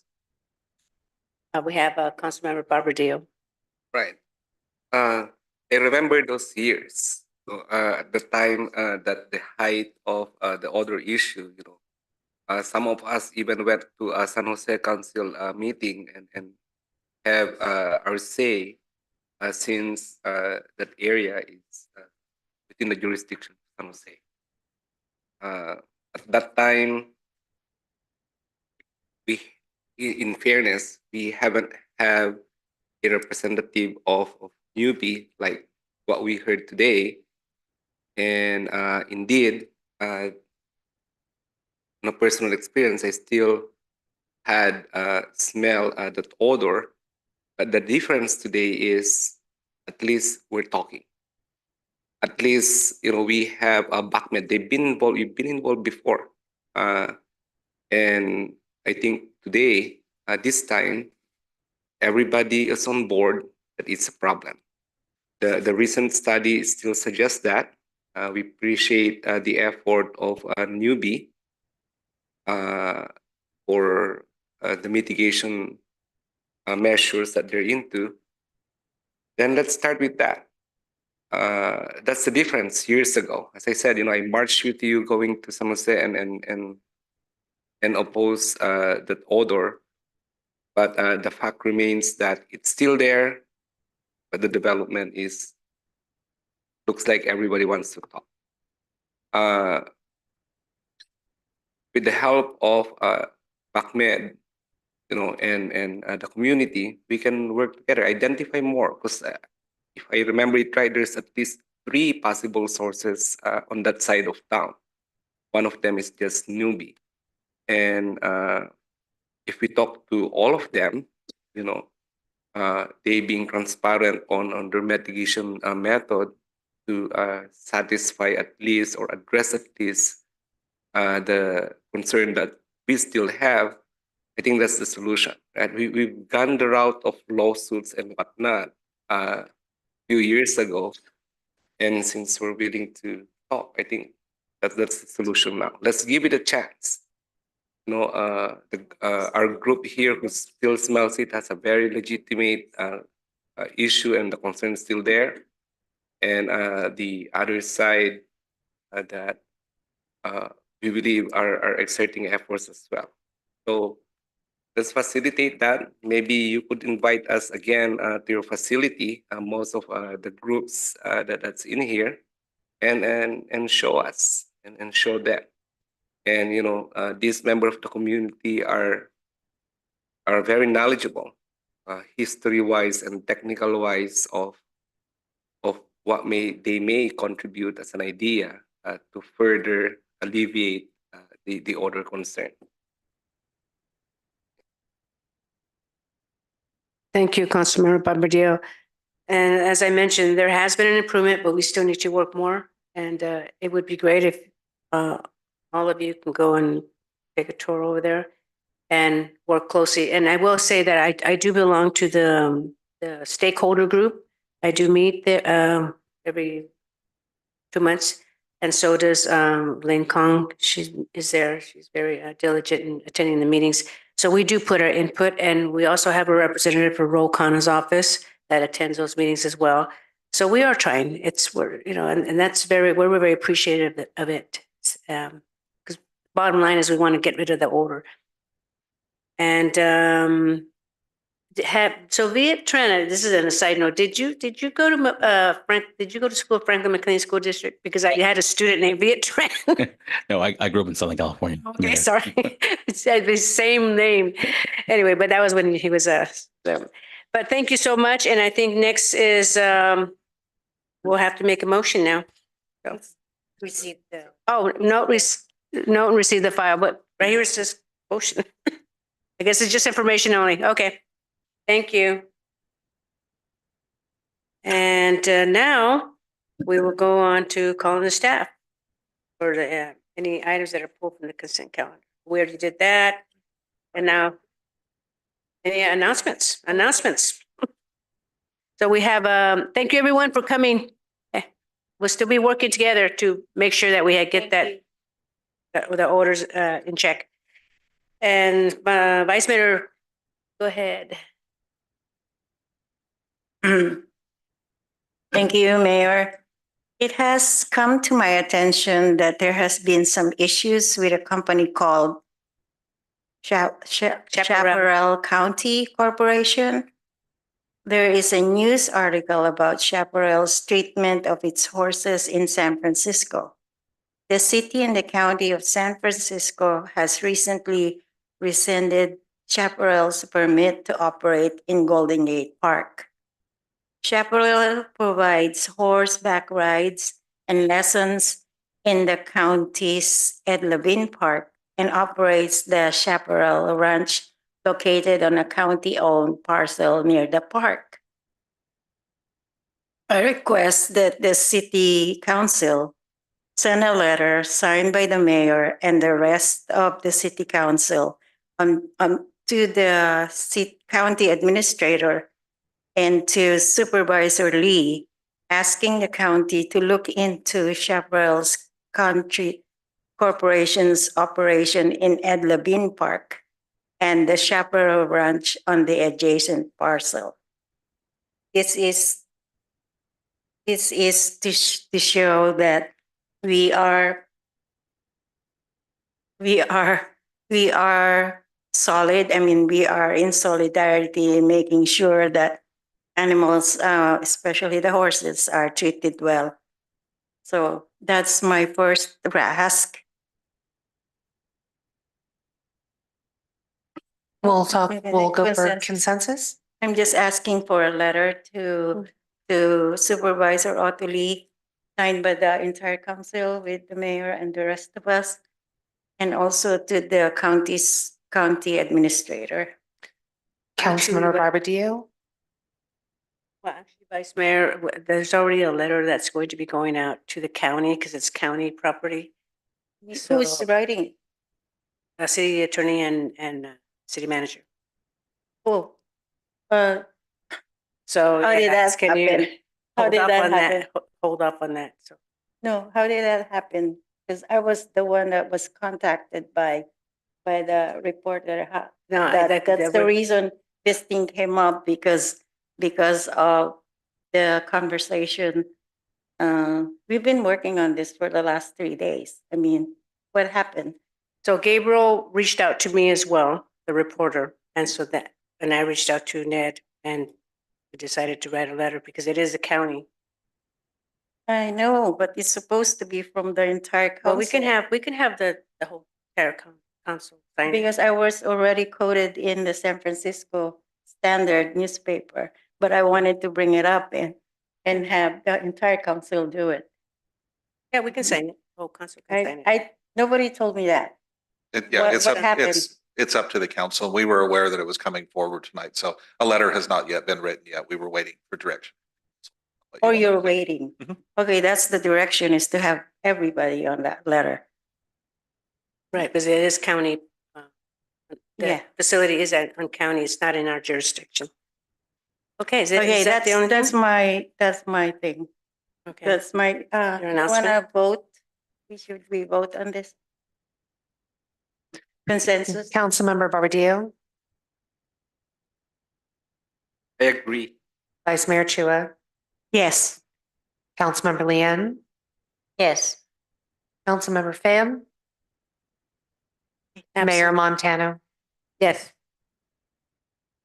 Okay, the second one is a separate item related to this. I would like to add to the council list an item directing staff to bring back an amendment to the humane treatment of animals section of the municipal code to add a section regarding specific for the boarding and treatment of horses within the jurisdiction of Milpitas, because I found out we don't have that.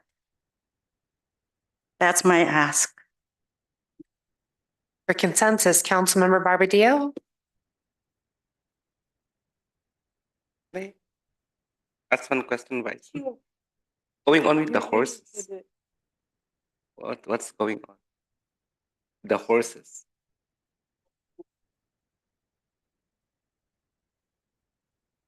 Let me put you on. So you can clarify too. No, in Council. relation to the first issue that you bring up, what's going on? Okay, it's The allegations. the San Francisco Standard newspaper reached out to me, and they wanted to know that if we're aware that there was that the Chaparral Ranch, there is an issue. They've been investigating this for 3 months, and there was an issue. So their permit was rescinded by San Francisco County. They're not operating anymore. The But issue they about- told us, he told me, the reporter, that we might have some issue because Chaparral Ranch is also operating in Milpitas. So Mayor and But- council members, Oh, I know we this is can't not discuss. agendized. So can't All have right, well, further- okay, I'll agree to let's talk it out. I agree with your Okay. suggestion. Vice Mayor Chua. Yes. Councilmember Leanne, Yes. Mayor Montano, Yes. I would like to request the city attorney and the city manager, all the emails that we went back and forth, please send them all to the rest of the city council. And my last one is Suzanne, do we have the flyer? we'll have Christine bring that up in just a moment. Okay, thank you.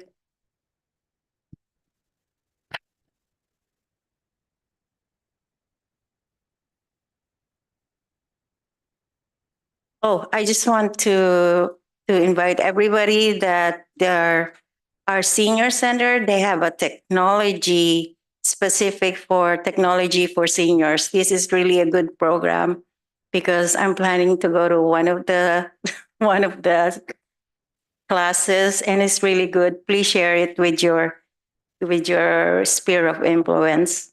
Thank you, Suzanne, and thank you, Christine. Thank you. Thank you, Mayor. Thank you.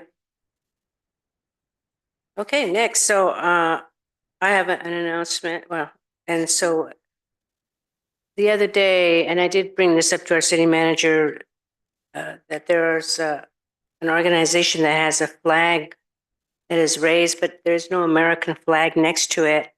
And so I was wondering if we had an ordinance that if you have another flag, like a religious flag or another country's flag, if that they should have also be required to have an American flag next to it. I think when Mayor Tran was the mayor, I guess the McDonald's had a McDonald's flag, and so he was able to have a American flag there, which is thank you for that. So I'm wondering if we have an ordinance for that. So if you can look into that. Mayor, we do not have an ordinance for that. We likely could not. It would be a violation of the First Amendment rights of the private party. We would likely. Can you speak in the mic? Yeah, I'm sorry. We do not have an ordinance, and it would likely, any ordinance that required somebody to fly a specific flag would infringe on their First Amendment rights. So we can have rules for public property, but we can't force somebody to do it on their private. But you can have you can recommend, make a recommendation, but you can't have an ordinance. That's right. Okay.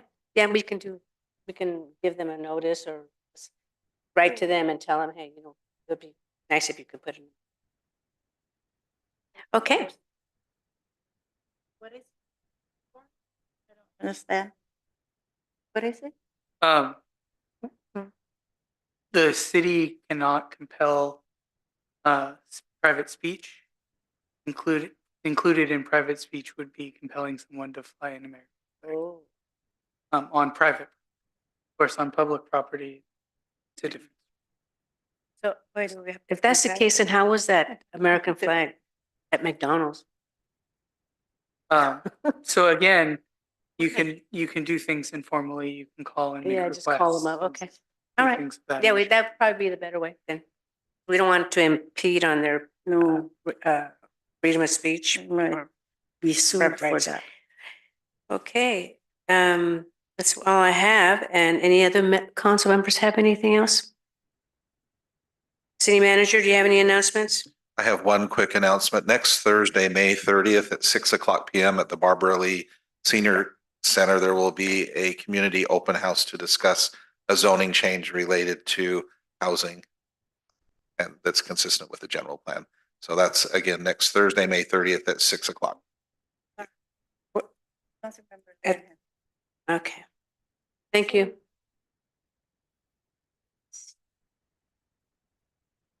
Thank you, Mayor. First of all, I want to thank the city of Milpitas for the support on Sunday, the May 19. Milpitas Rotary Club hosted a fundraiser for scholarships for students here and in Vietnam. And we had firefighters, we had police, and a lot of community members that came out in support, including Vice Mayor. So thank you. Okay, was it a good, very successful? Yeah, I would have gone, but I had another commitment. Thank you very much. Anything else? Okay, well, meeting is adjourned. Thank you, everyone.